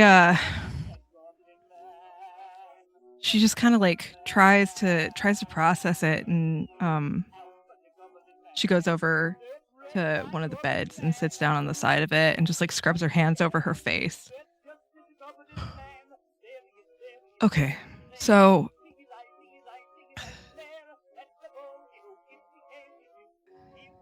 when I was a kid,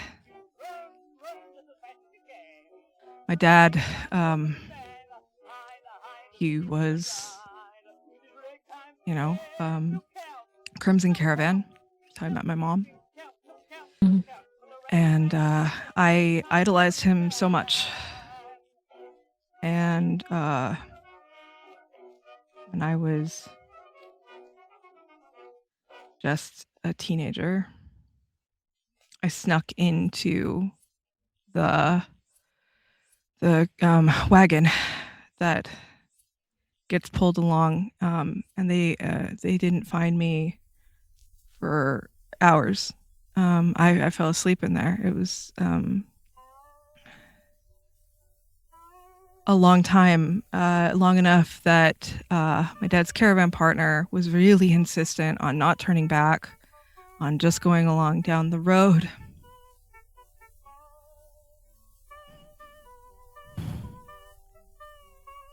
And my dad listened to him. And to cut forward a little, by the time we were in the place where the trap was,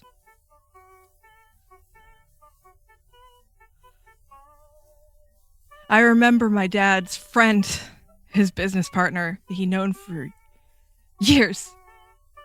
Like, sometimes they called him my uncle, saying things to these raiders like, hey, what gives? This wasn't the plan. And he got shot in the crossfire.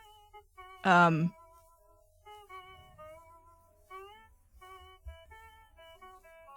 my dad killed.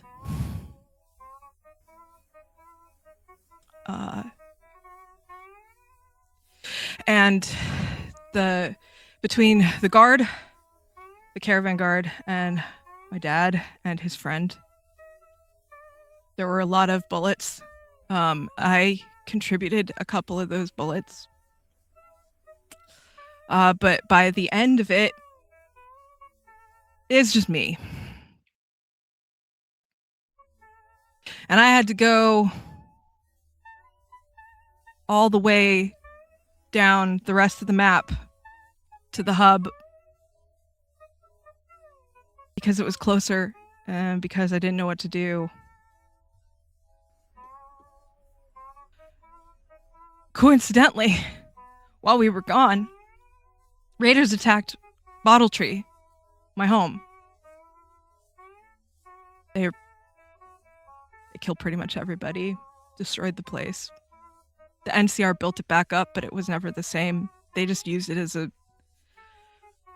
way station. Anyway, the point is all of that is because we thought we could trust him. He thought that he could trust him.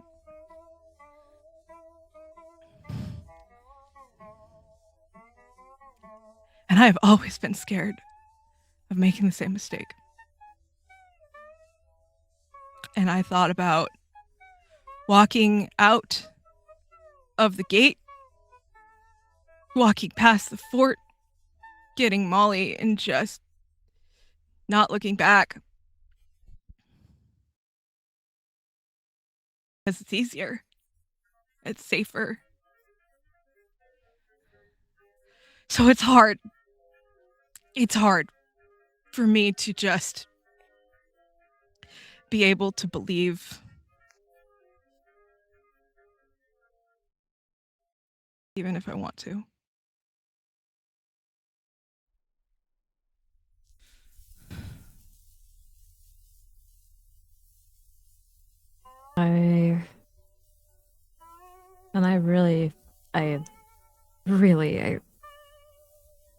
I don't even know how many reallys I have to say. Wish I could offer you something, a better answer. Some type of concrete evidence to make this seem like logically there is something you can do that would quiet that voice to make you understand that this isn't some type of deception, that this wasn't planned. Like, I truly don't know. It would be much easier if I did know. It would be much easier if there was some type of, oh, well, I wanted to tell you, but if I did, I would die. But I don't know. I don't know anything. I don't even know if Lena May is supposed to be what I'm actually. It's the person who essentially killed me before you two got me back. Like, that person didn't even call me that. She called me something else that I don't even remember. But I don't have that. I don't have anything to offer you except for that you're just gonna have to trust me, and I'm so sorry.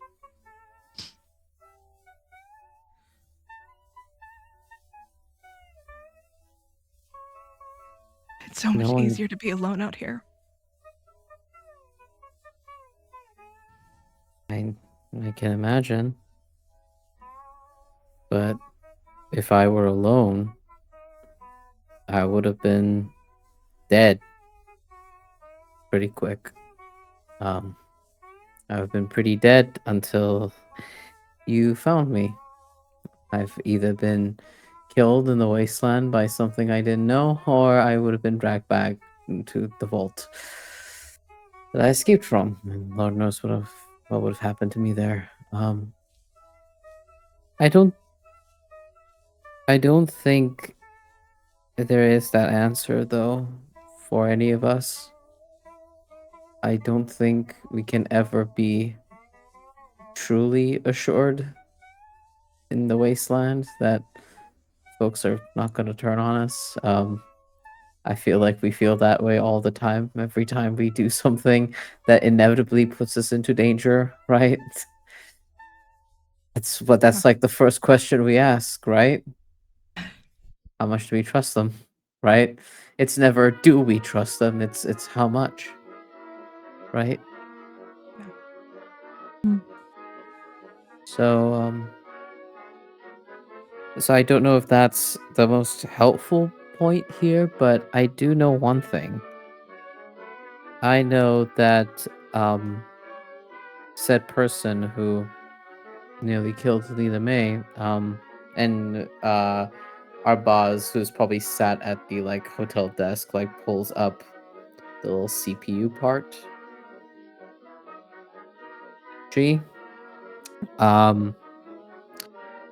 tried to do something to Lena May that didn't work and called her broken. I feel like that might be evidence to Lena May being Lena May more than anything else. And honestly, if I'm being completely honest, you had many opportunities to absolutely kill us. I know what you are capable of. You could have done it at any time. And you haven't. So that must mean something, right? Not that I'm saying that you've been secretly planning to kill us this entire time. That's not what I'm trying to say. I get what you mean, and it's true. I mean, not that I'm trying to kill you part, but No. it, But yeah, but Sierra,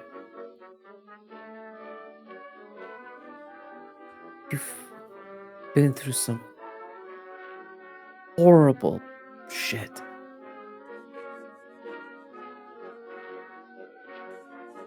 And I get it.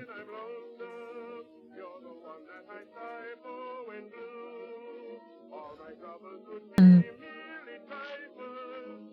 for what it's worth, I do want to at least say, I'm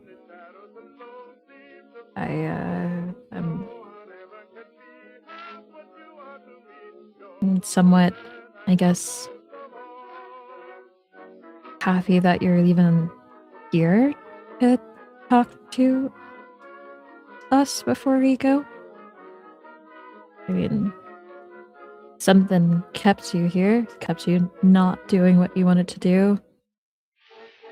Walk past grab Molly and go. So I'm glad at least there was that.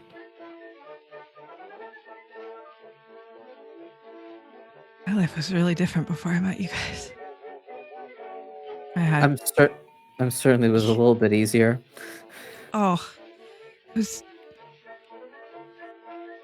was routine.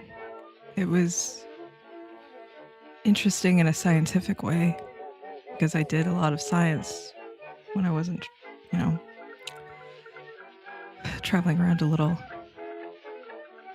But when I first made it to the hub and the followers found me and took me in, there's one named Hazel. Boz, I think you remember, yeah. Her from sorry. She took care of me and she took me in, and I think she's what a big sister would be like. And I love her very much. But we're not friends. We're sisters. You know what I mean? Yeah.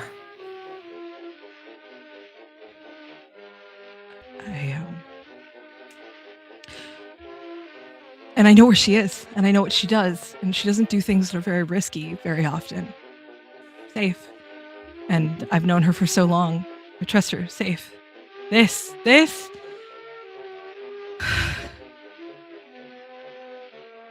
Caring about people is... Am I cut out for it? I don't know. And like, Lena May, I want to believe you so badly, but the thing is if I'm wrong, I don't know what that would do to me.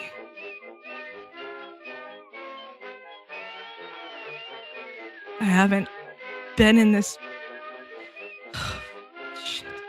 And she just kind of like, emotions too complicated, just kind of slumps, face in her hands, out of my league, out of my depth. She's just having a little nervous breakdown as a treat, just a little one. And you see the reflex for Lena May wanting to immediately be there to hug, to offer some type of something, really. But there's then that hesitation that almost feels when she reels back, that's like she's been burned, where she wants to help but is very aware that she is the reason for this to occur. So after she kind of hesitates and reels back a bit, she'll look at Boz and back up.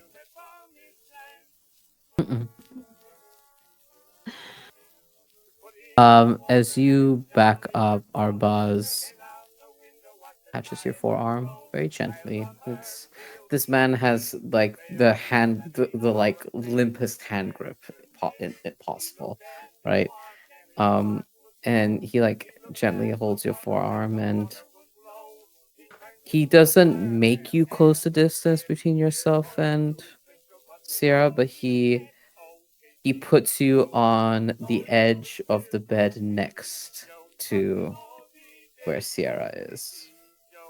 And he sits on the floor right by where Sierra is. So he's like this little bridging gap between these two beds on the floor.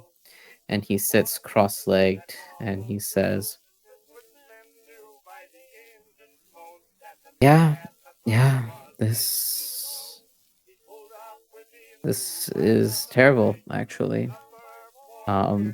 All my life I was told that, once you get out of the vault, everything would be just so much simpler. You just fix the world and everyone will be happy. We'll have a community again. And that's literally not how community works at all.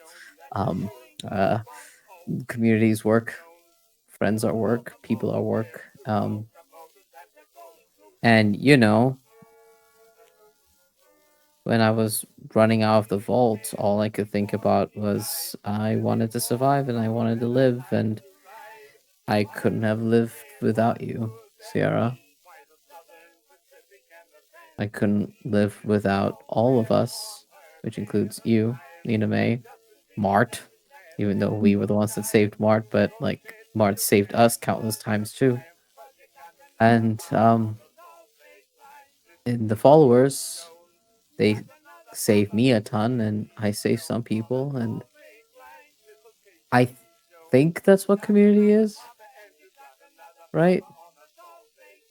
I think it's we just do what we can with whatever power that we have and hope that our lives don't implode, you know? And I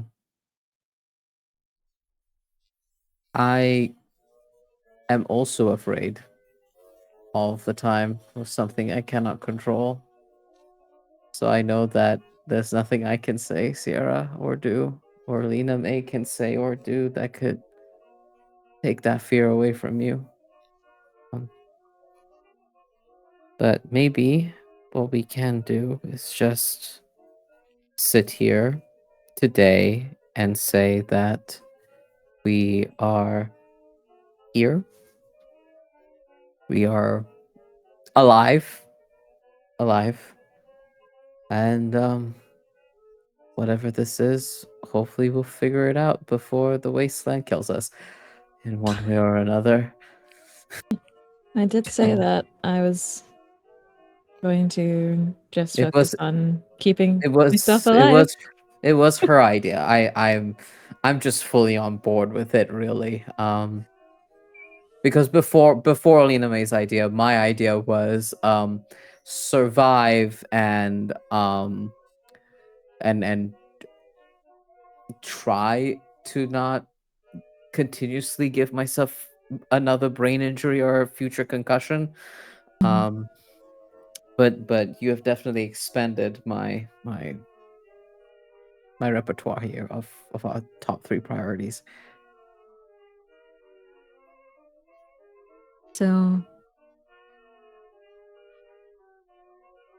we do it, but even if I can't say that I know what's going on, I do know that my current brain and what I currently know and what my current motivations are staying alive, keeping all of you alive, and us getting out of debt to that checkered suit man. Ugh. Ugh. So, Yeah. That's a good point. oh, and whatever comeuppance PT Barnum gets, I'm still not exactly Right. over the necklace situation. So, if not for any of that and the simple zest of being alive, maybe spite is also a great motivator for being around in the wasteland. I've learned spite very, very recently, and PT Barnum's at the top of that list.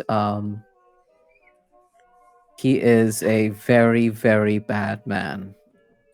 Yeah.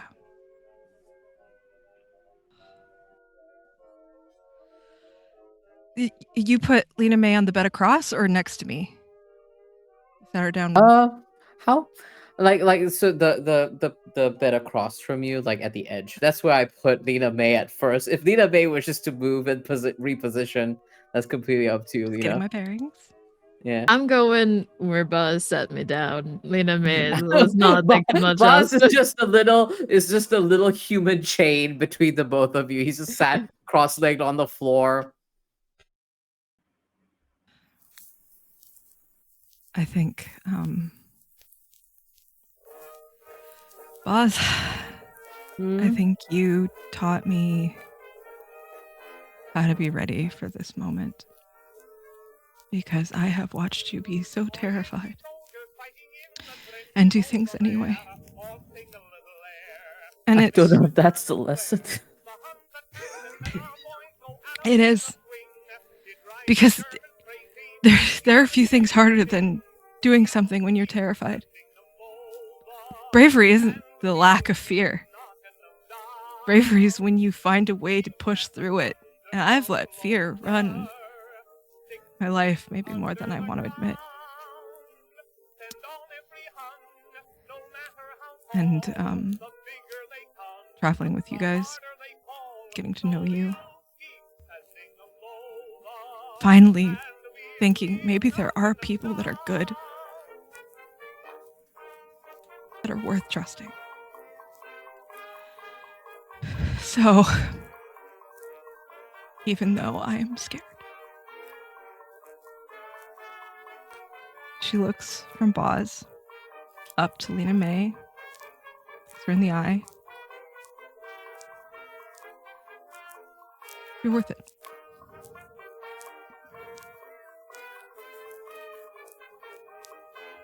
So,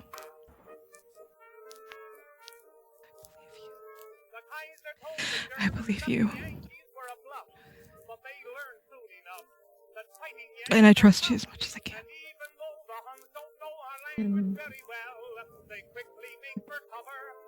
That means so much to me.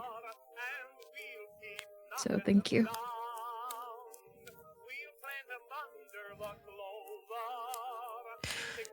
So we should figure out a plan, right? Oh, okay. Okay.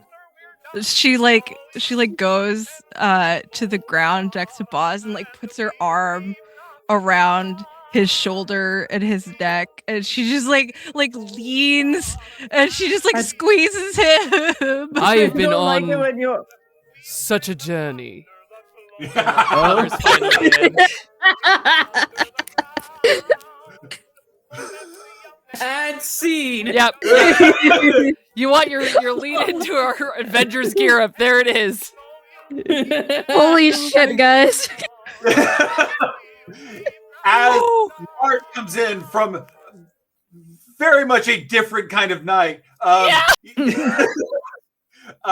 We are having two different movies. The movie that's happening in this room is the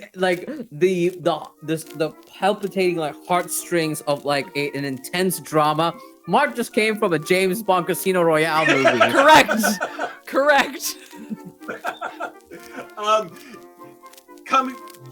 Completely the mood changes abruptly with the entrance of Mart, as now is time to plan, and you all gather together to kind of give yourselves some kind of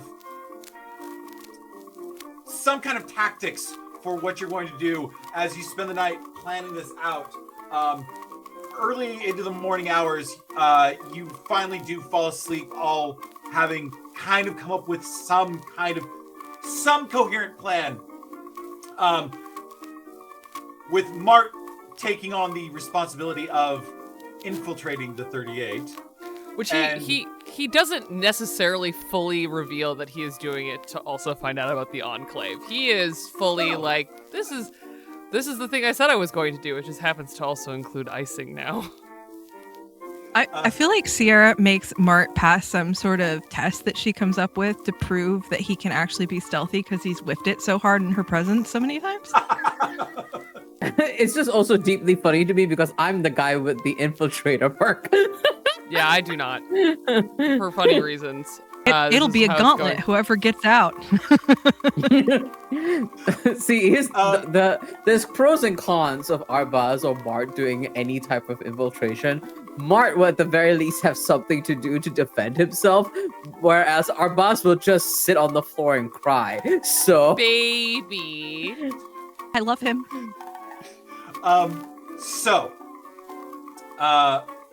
Mart infiltrating the 38, the three of you traveling the sewers to the terminal to receive all the information that Mart should be sending your way. So, early the next day, without much warning, just a sharp rap at the door, and Benny opens up ring ding ding, I think we're ready to shoot this thing. Ah, Benny, good morning. Hey, no time like the present. Hold a moment. We must gather ourselves. And as Mart says this, he begins to like off like steam some of his internal boiler and is like pouring hot cups of water for everybody and pampering the room. And I think one thing that we did to Thank prepare last night was that Mart went to Sierra and said, "You were concerned about faces. Well, I don't have a face. I do have some dashing and soldiery good looks these days. Right, yeah, you're kind of notable. I notice your very fine craft with that mask that you made look a little bit more approachable." I didn't do it alone, but yeah. And, you know, Sierra is just like feeling better now that she slept. She just kind of looks over at Lena May and she's like, "Hey, you wanna paint Mart?" Yeah. What type of paint are we doing? Are we Do we have any stealth? matte black? Mm. Paint him to look like a slot machine. No. Or just a totally normal Mr. Handy? No, not a normal Mr. Handy. First of all, those don't really exist these days. Second of all, the fine exterior gives away some of the tone of that being a lie. I think I would just prefer to be incognito. Will repaint me in a future day, maybe with less oorah about it. We could strip you down to the base layer, or we could make you a shadow color.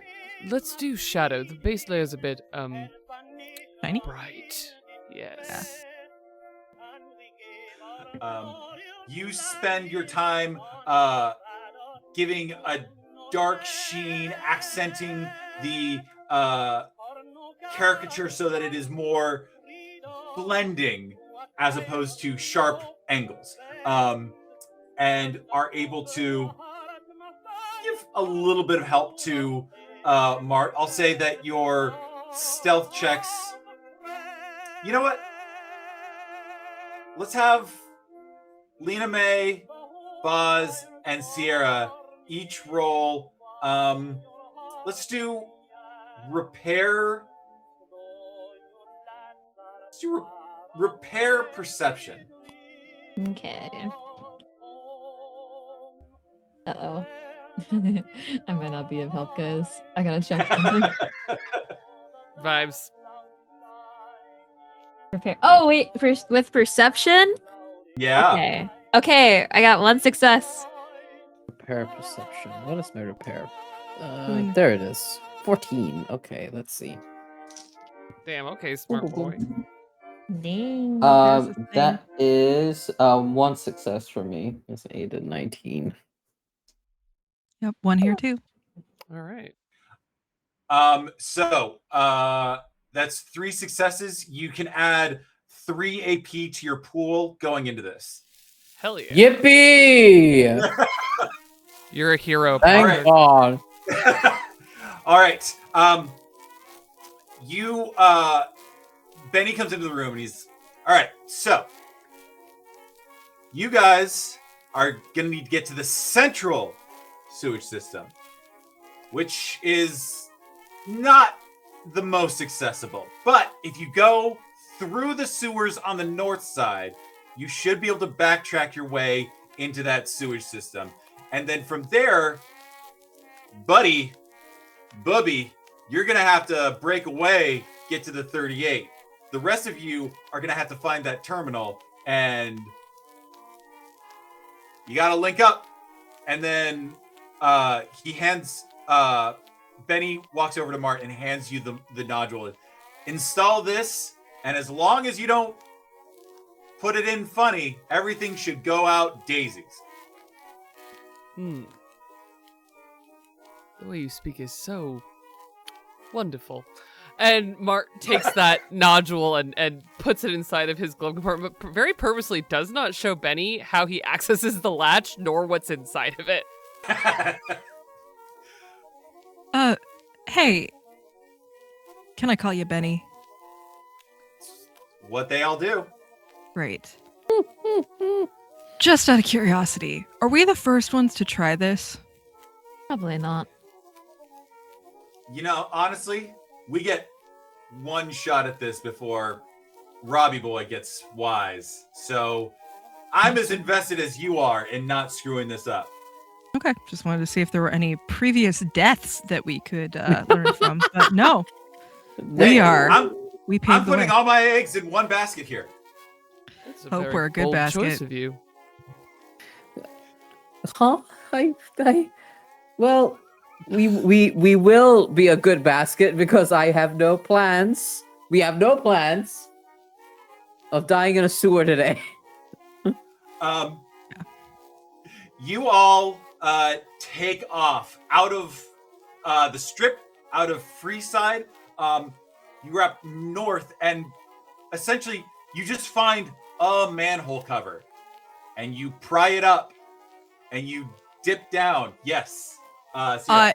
The moment that I know that we're gonna leave the strip, I take one of those suitcases that's laying around and take the dress out and throw that away, and then I put all of the NCR money from all over me into the suitcase so that I can drop it off when we go on the way there, so I don't have to worry about it anymore. Perfect. You're able to So, make yeah. a quick pit stop with the followers, dropping it off at the feet of Arcade, and he's like, "Do you understand how much sleep I got? 0. I got 0 sleep the entire time. It's I'm cool how gonna much we keep- have in common. I'm gonna keep Molly because I don't want you getting still like into trouble with Molly. I'm going to Yes. keep Molly. I appreciate that. Just But I didn't want this either. I needed this to go back to. So, and she I had like full puts her hand out. I had full faith in you, and you, as you shake his hand, there's perspiration. It was you press on out. Yes. Oh no, I just had a hilarious image because someone's gonna have to carry Mart down that ladder. Ooh.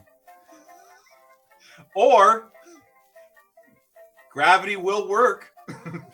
No, I someone's going to I- have to carry Mart down that ladder. I don't. Does anyone have like above a 6 in strength among us? Oh, you no. are you asking this of me? Yeah, it's not me. Hey, so funny. I shoot stuff. I can't believe we didn't think of this. You could just lower him down.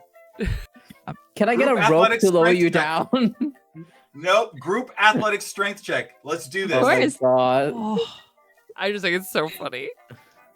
Okay, point your but thruster sideways. Lena Maze, these dice and I do launch not use them myself for D&D. where? I Don't can't use burn these. us. I got 2 successes, but that's just wait. Is there a special if we get the same number twice, or is that only like a Not that I certain know number? of. No. All right, No. cool. I got. Oh no, Val, why are you laughing so hard? What has occurred? Why are your dice so funny? I absolutely beat Is about to get some nerd strength going on, or is the absolute opposite? it. Oh yeah, if you injure me enough, my strength will go up. Fuck, that's so funny. Why am I injuring you? No, Hi, I'm Lena rolled a crit Bailey, and fail. welcome to Jackass. So we just he just hit Sierra a bunch of times. Sorry, Martha, that was a critical failure. It's beautiful. No, you're perfect. You're perfect. Never change. We love you. Hold on. Oh, wheezing. Hold on. Oh my god. What are you doing? What are you doing? That's a great question. Mart, Yes. what is your armor class on your legs? I don't have legs. Well, armatures. On my arms is 4. You take 1 point of physical damage as you Oh no. unfortunately just they just can't hold you, and you just go to the I'm bottom. sorry, Mart. I have an important question in regards to my current state of repair. Yeah. Have I repaired since I don't know, I've been Oh. beat to shit this entire game?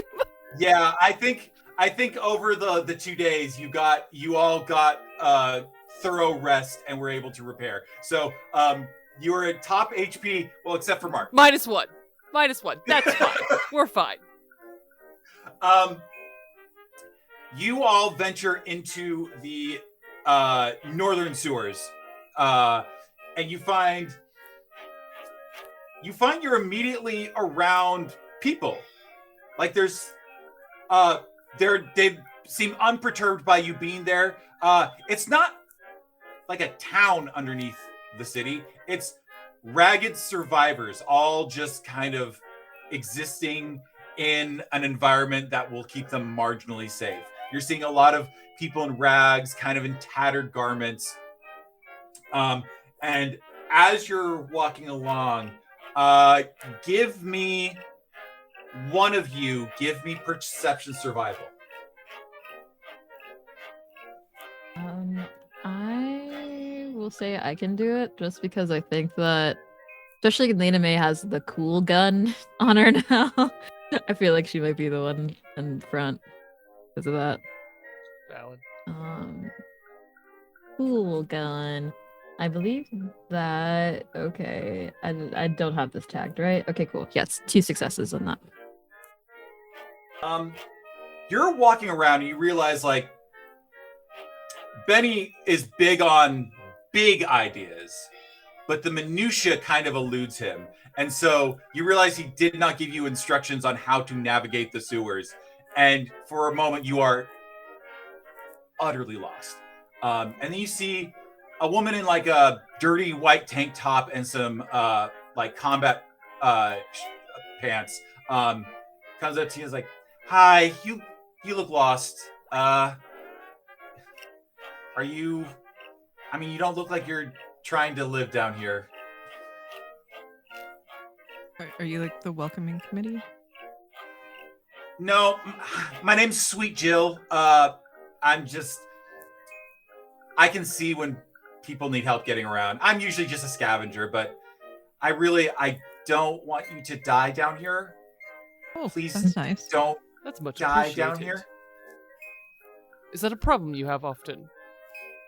Yeah, a lot of people, they're not familiar with the area. They think they can just kind of live off the land, and then we find them like a day later. The land. That's this is not a very sewer long. system. It's not very long. It's not very long, and it's a sewage system, and they don't take that into account. I would really, really like you to not die. Can I help you? Ah, yes, we are looking for access deeper into said sewage system. We're actually. Oh, you're looking for Central.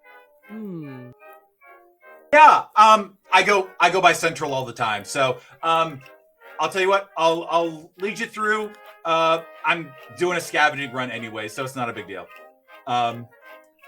And she leads you through. You end up going down like into this antechamber. There's a staircase leading down into another pipe. There's no way you would have uncovered this on your own. And she leads you around. And she's like, "Are you looking for something specific? Like, I know there's a couple of good spots for scavenge. It's not much, but I can see what I can get for you. But I think you already have better than what you'll find down here." You'll note that we're quite heavily equipped, and we're This is not a threat, to be clear. You're very kind for taking us on this venture, but I might actually dissuade you from asking too many questions. We promise we mean you no harm. Oh, yeah, I got you. She leans in and she's like, "You're gonna want to take that tunnel. You're probably going to die, but if you insist, you're gonna want to take that tunnel." The rest of you, what are you all looking for? Is GM asking or character asking? No, the character, the Sweet Jill is asking. Uh, I think that we're looking for the second part of that. Oh, yeah, the computer, the computer that collects all of the information from houses' sensors. how do you know that? Yeah. Oh, that was GM. This is Oh. Jill is like, Sorry. oh, yeah. There's a maintenance room with a computer. I can't get on it. I don't know anyone that has, but you can try. I mean, who knows? Maybe you'll get lucky. This is the place for it. That is the goal. Okay, I think I'm going. I think I will ask the question. Quick question. When you say that people die right down here, other than the typical hazards of a suicide system, and I mean this to be slipping and hitting your head, noxious gases, other such health related risks. What other dangers lurk within these sewers that we should be apprised of? Rodents of unusual size. Yeah, there are a lot around here. And recently, like, there's a lot of ghouls, like a lot of ferals. I don't know where they're What? coming from. They're just like there's a Maybe it's more ton people of ferals. dying Just down like here.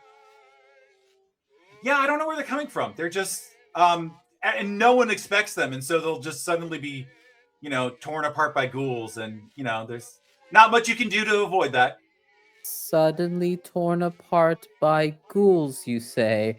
Yeah. And we see Arbaaz speaking to this person, swiveling his head over to the rest of the crew. That is very helpful to know. And which part of the sewers is this in? It's weird. There's a big chamber on the, I want to say it's underneath, it's in the central system. Excellent. Yeah. I just wouldn't go in there if I were you, because you're just gonna get torn apart and killed. And Yeah. I can see why you have come to that conclusion. Torn apart and killed, you say? Yeah. Arbaaz looks at the others. Okay, noted. Thank you very much. If one were to move from the northern part of the sewer to the central part of the sewer, are there any other dangers other than ghouls trying to turn us into body parts? Occasionally we'll get the fiends down here, but honestly, the fiends are like, VD. It just shows up and it just ruins your life. Not P.T. Barnum's guys. Oh yeah, I guess it would be P.T. Barnum's guys. Yeah, fuck that guy. Cool. Hopefully Noted. we Thank can you solve some of your so problems. much. Thank you so Here much. for your trouble. And Sierra's gonna give her a clean water and a box of Dandy Boy apples. So I will remove from the inventory. Oh my god, thank you so much. This actually makes my entire day. So let me lead you over to that computer terminal, because I mean, my day, like, she holds them up and is like, my day's made. And As they start to go that way, Mart just goes, well, wish me luck, everyone. Mart, Good luck. stealth, sneak agility. Sierra Right. grabbing him by the eye stalk, making eye contact with him. Yes, monsieur. Come back. You're coming back. Got it? You understand? You're coming back. Concur. Mm-hmm. I'm going to go meet my maker now. Farewell. But why would you say that? Because literally, that's the guy that made him. Huh? Yeah. It's like this whole thing. The guy who runs New Vegas has an ego and a reputation that just is massive. Shouldn't he be dead? Oh yeah, for sure. All right, Okay, we did I it, just folks. wanna I got 2 clarify. successes. Let's go. Mart, you find the access tunnel. It's actually very easy. It's one of, like, in a sewage system, it's one of the better maintained sections. You step into, like, just sterile concrete that leads you through like a series of junctions that are pretty easy to navigate. There's signage, a strange thing to find in sewage system. And you are tracking along. You go up a flight of stairs, another flight of stairs. You end up in this kind of back space that leads to a door. And before you even realize what you've done, you push open the double doors and you're in a darkened casino. You're right by craps tables. There's a sheen of just dust that's settled over the top of them. You recognize the colors because, after all, Mart has been to Vegas before and knows the inside of the Lucky 38. You know that if you peek your head around that corner, you will be confronted with multiple Securitrons. You can, like, you can read the signal out of the air. You're just like, they're there, and I cannot get past this corner. But you don't need to get past the corner, because there's stairs that lead up. You take those stairs ever so slowly. Your jet on the minimal setting leads you up to a small, well-kept bar. At the end, past a refrigerator, past a sink, there's a terminal.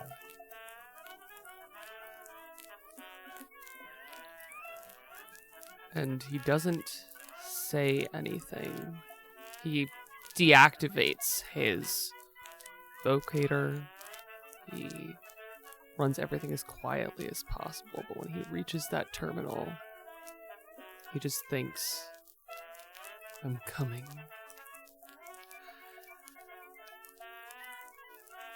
And when he plugs it in, he thinks of every story he and Finney ever wrote, of heroes infiltrating secret spy organizations and governments, businesses. And he holds those memories so dearly and uses them, just like Lena May would. And he takes from his one storage compartment, he takes it out and very carefully plugs it in.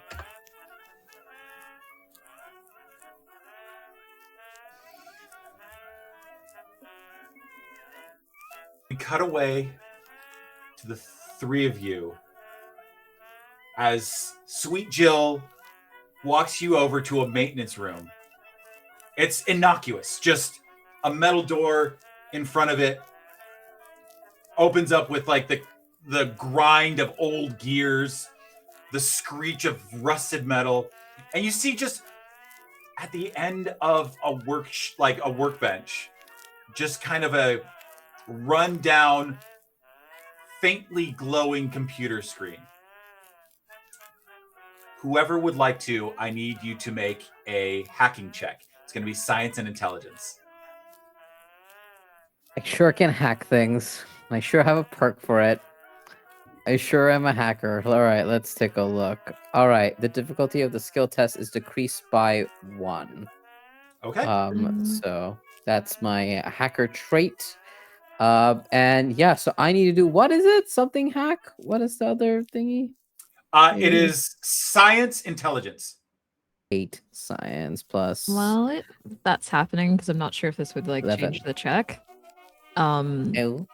Lena may kind of, something dawns on her a little bit.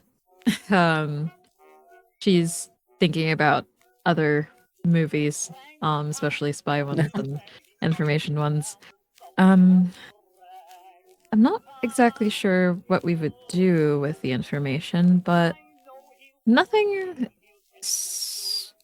in terms of our agreement with Benny said that we also couldn't have that information. So when we are redirecting this information if there's. I'm not a tech person, but if there's a way that we could get the same information,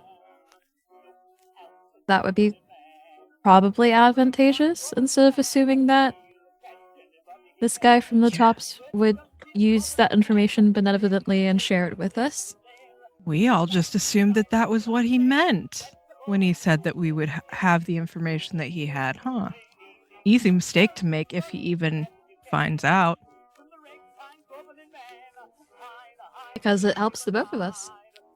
And the top. Does Wink, wink. does help everybody, and I don't. You can tell me if I'm wrong, Patrick, but I sure do have a Pip-Boy on my wrist. And You then so does absolutely Lena do. May. Could I hack for this information on this terminal, and once, obviously, because Mart has to do the bit on his end, be able to coordinate such that we would also have the information and not just our guy? The difficulty to just complete the hack that Benny instructed you to do is a 2. However, with your skill, you drop it down to a 1. In order to pirate that information for yourself, it would be a 4, lowered down to a 3. 3. So 1 will get you there. 3 will get you unfettered access. Mart. Hey. Hello. I know that you have a module that you're going to attach to this computer. Correct. However, it is still a computer terminal, Yes. and it has a direct link to anything in Mr. House's databases. Yep. And while they're If you were doing their to- clandestine version, Mart is doing what you are thinking.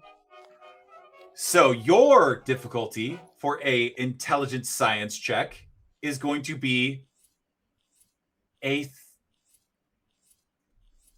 I'm going to say a 2 because you're there.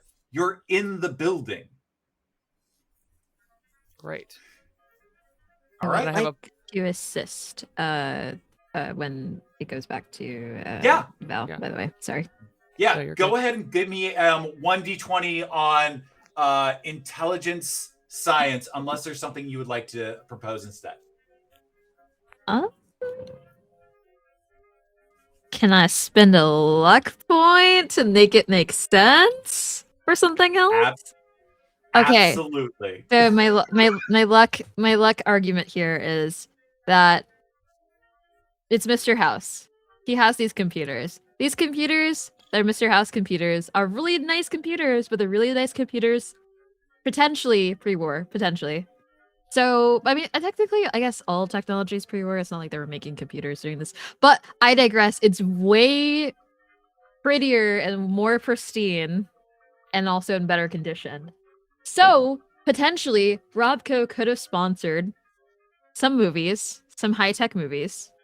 So, there has to be at least, like, some tech movie out there sponsored by Robco that has, like, a little bit more, like, information about how things work. And she also has had this Pip-Boy for a while, so... Your you can take these, you can leave it. Your mind travels to an older movie, The Protectron with Iron Grips. And it's like a thriller where the Protectron is infiltrating places where the Chinese are keeping Americans hostage, and it's this sweeping epic of like technology overcoming the enemy of the state and everything like that. There's multiple instances where you see Robco computer terminals depicted well. Go ahead and give me that roll. What did you say you were gonna? I feel like this could be maybe a perception for recall purposes. Absolutely. We'll go perception, science, still science. And then we'll go with Boz. You will still do the intelligence science hack. And you're going to Yeah. spend an AP about it. And I will spend an AP about it. Yes, you will. I got one Because- success to help. With the power of my perk anxiety, I will spend that AP. All right, so Okay. that's 3d20. Okay. I'm gonna re-roll one of these. Okay. Yep. 3 successes. We're good. Okay, with the help from Lena May, that puts you at 4 successes. So you get an AP back. Ooh, let's go. Mart, what did you get? So, Also, I'm this is gonna a tag skill, I should say. nice. Yes. Sorry. I'm going to spend an AP. And then you said I also have a +1 on a roll to hack House's system from my adventures Yes, you do. earlier. So, Yes, you is that a +1 on... What is that a +1 to, Patrick? That is an automatic D20. So you will roll this with 3 D20, and you can, if you're spending an AP, that will bring it up to 4. Let's go. Biggest roll I've ever made in this game. Let's go. Let's go.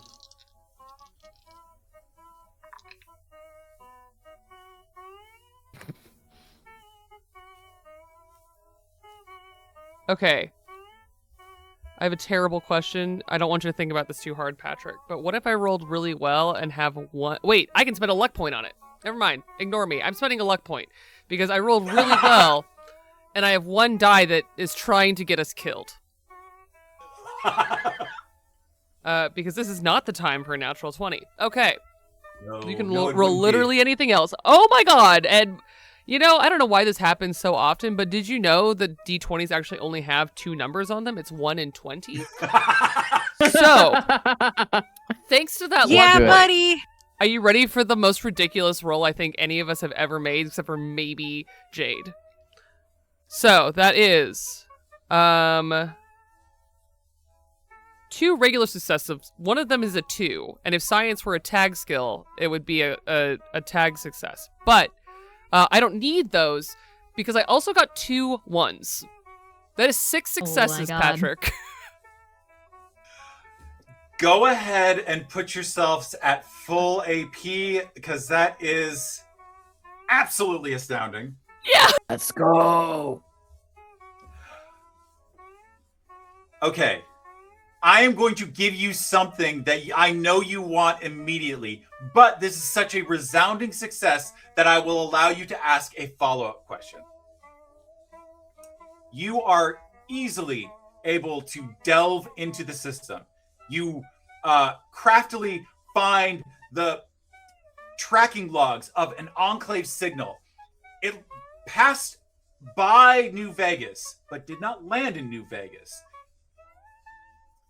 House had enough material at hand that it was able to track the occupants, one of which ended up just on the outskirts of New Vegas. One of them ended up in West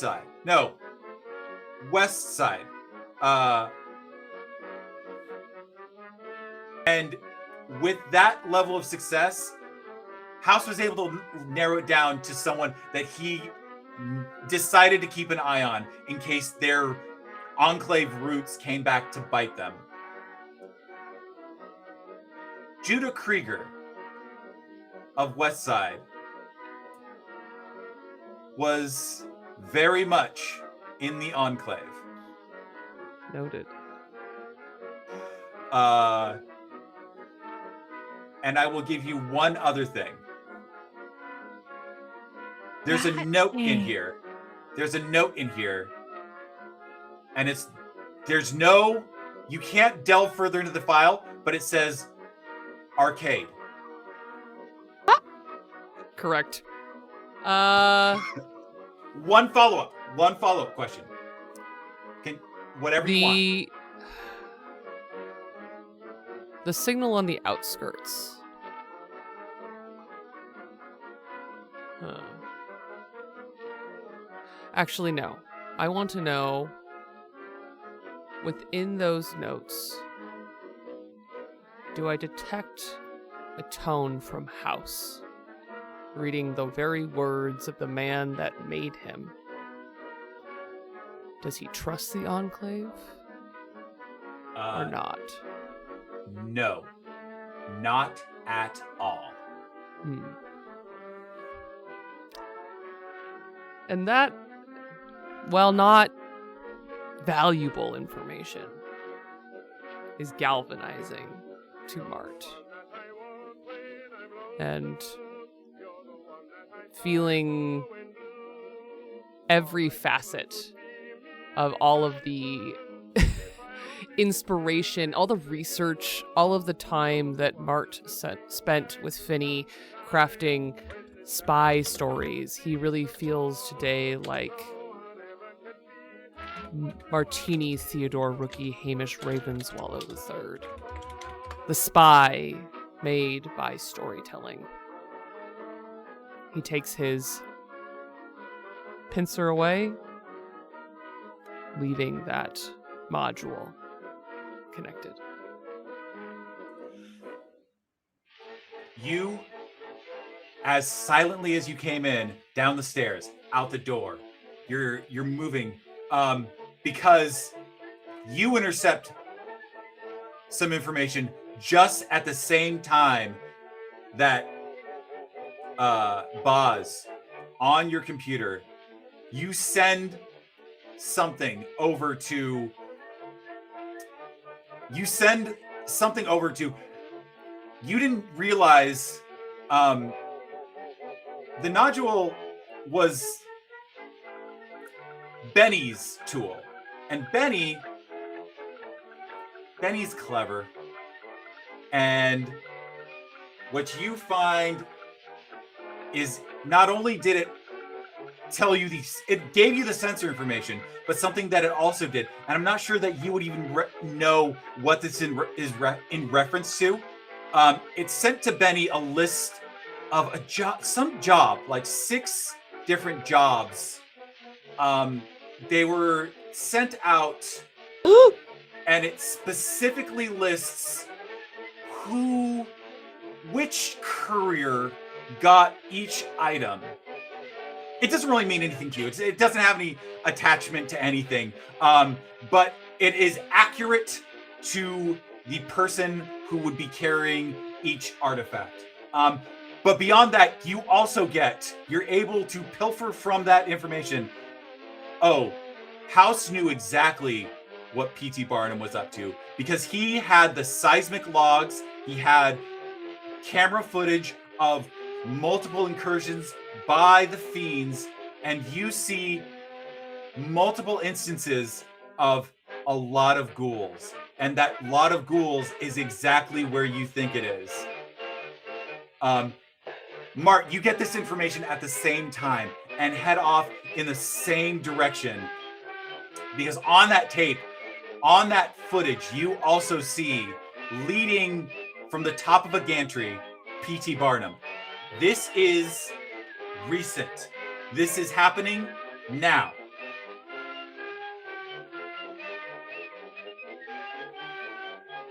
You all converge.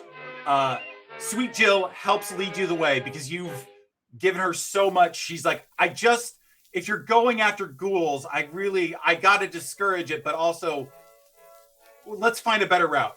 And she's able to lead you around until you find this enormous chamber. You step out from one of these rusted old doors onto just an entire, it's this huge chamber, more gargantuan than you've ever seen. It must be like a reservoir of some sort. And the floor is completely filled with feral ghouls.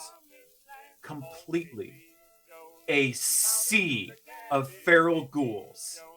And you hear, over the din of the roars and shouts, break through the wall! Once we are in, we will have our entire invasion.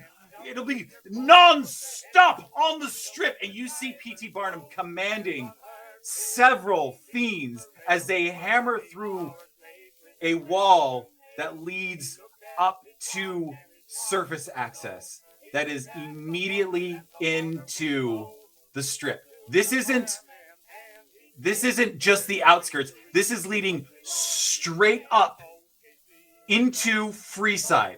This will dump an entire opening of ghouls, an entire pit of ghouls into Freeside.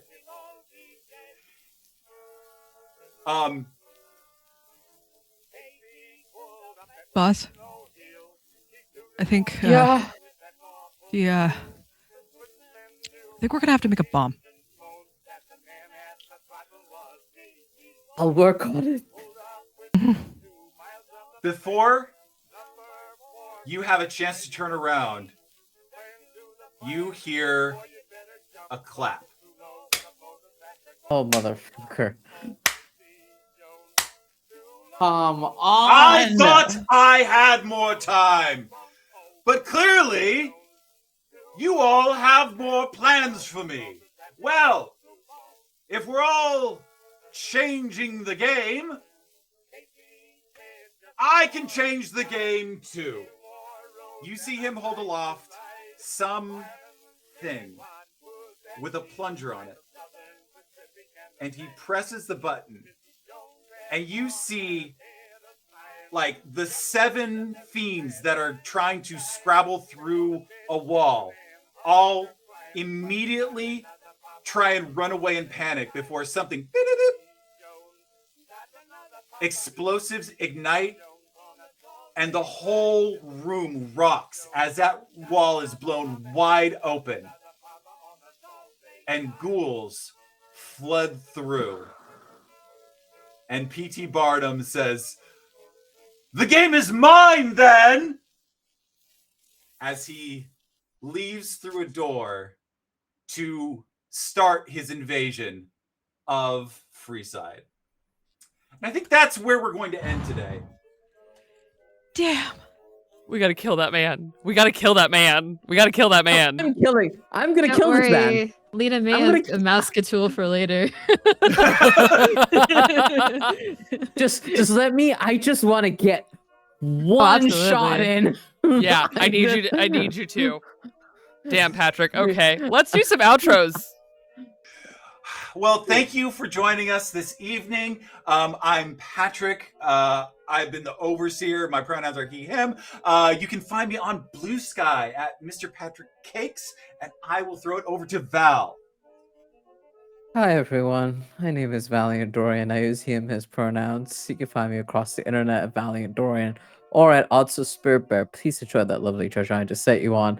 Tonight I had the distinct pleasure of playing Arbaaz, who has had it up to here with this man. Had it up to here with this guy. And we'll do something about it. I don't know what I'm going to do about it, but I'll do something about it.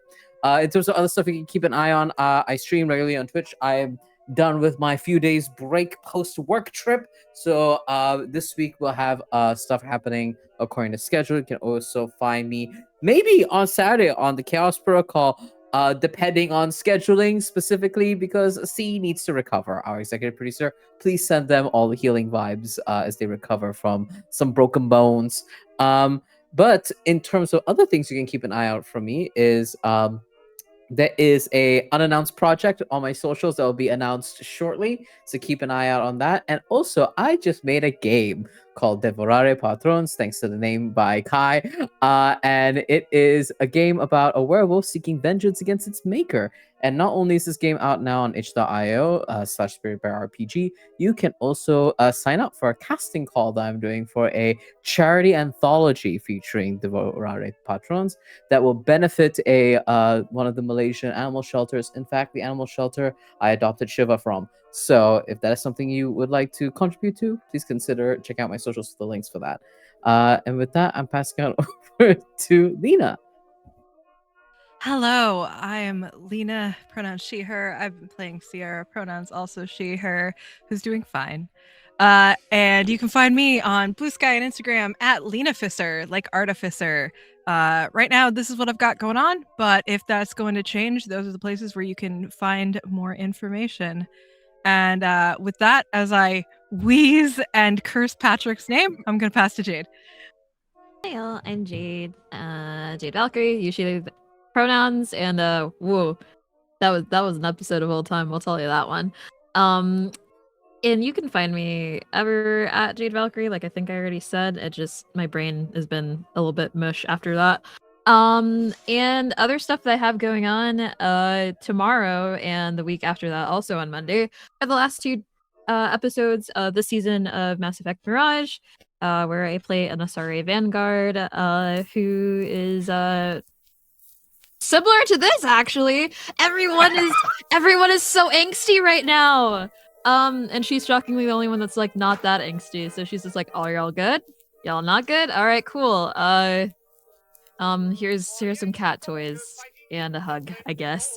So that's where it is. It's really funny actually. But yeah, other than that, I think that's about it for me. So I'll pass it to Kai. Hello, everyone. I'm Kai. I use he, they, and she pronouns. You can find me everywhere as Estelle of Imladris, where I do a lot of this, including, I guess, also this being both playing TTRPGs and also producing. That's so weird now. But tomorrow, I am kicking off a week-long celebration of my 1 year on Twitch. I'm so excited to come and hang out tomorrow on stream. We're going to be playing games and just having a good time. And then in the evening on Mondays, you can find me over on Happy Jack's RPG for the absolutely to die for Apostates of Dune series. We're playing the other 2D20 Modifia system that I'm playing right now, which is the Dune Adventures in the Imperium game. Where I play Helenas Lycos, the heir of House Lycos and a Swordmaster of Ginas. And he's doing great and fine, and everything's really normal in this political thriller.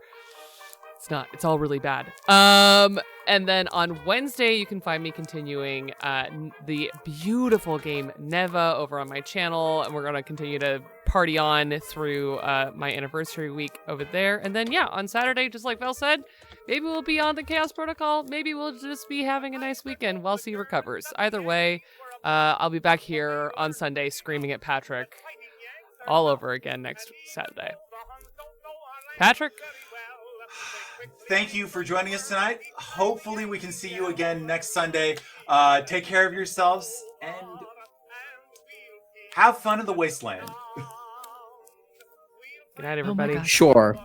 Bye.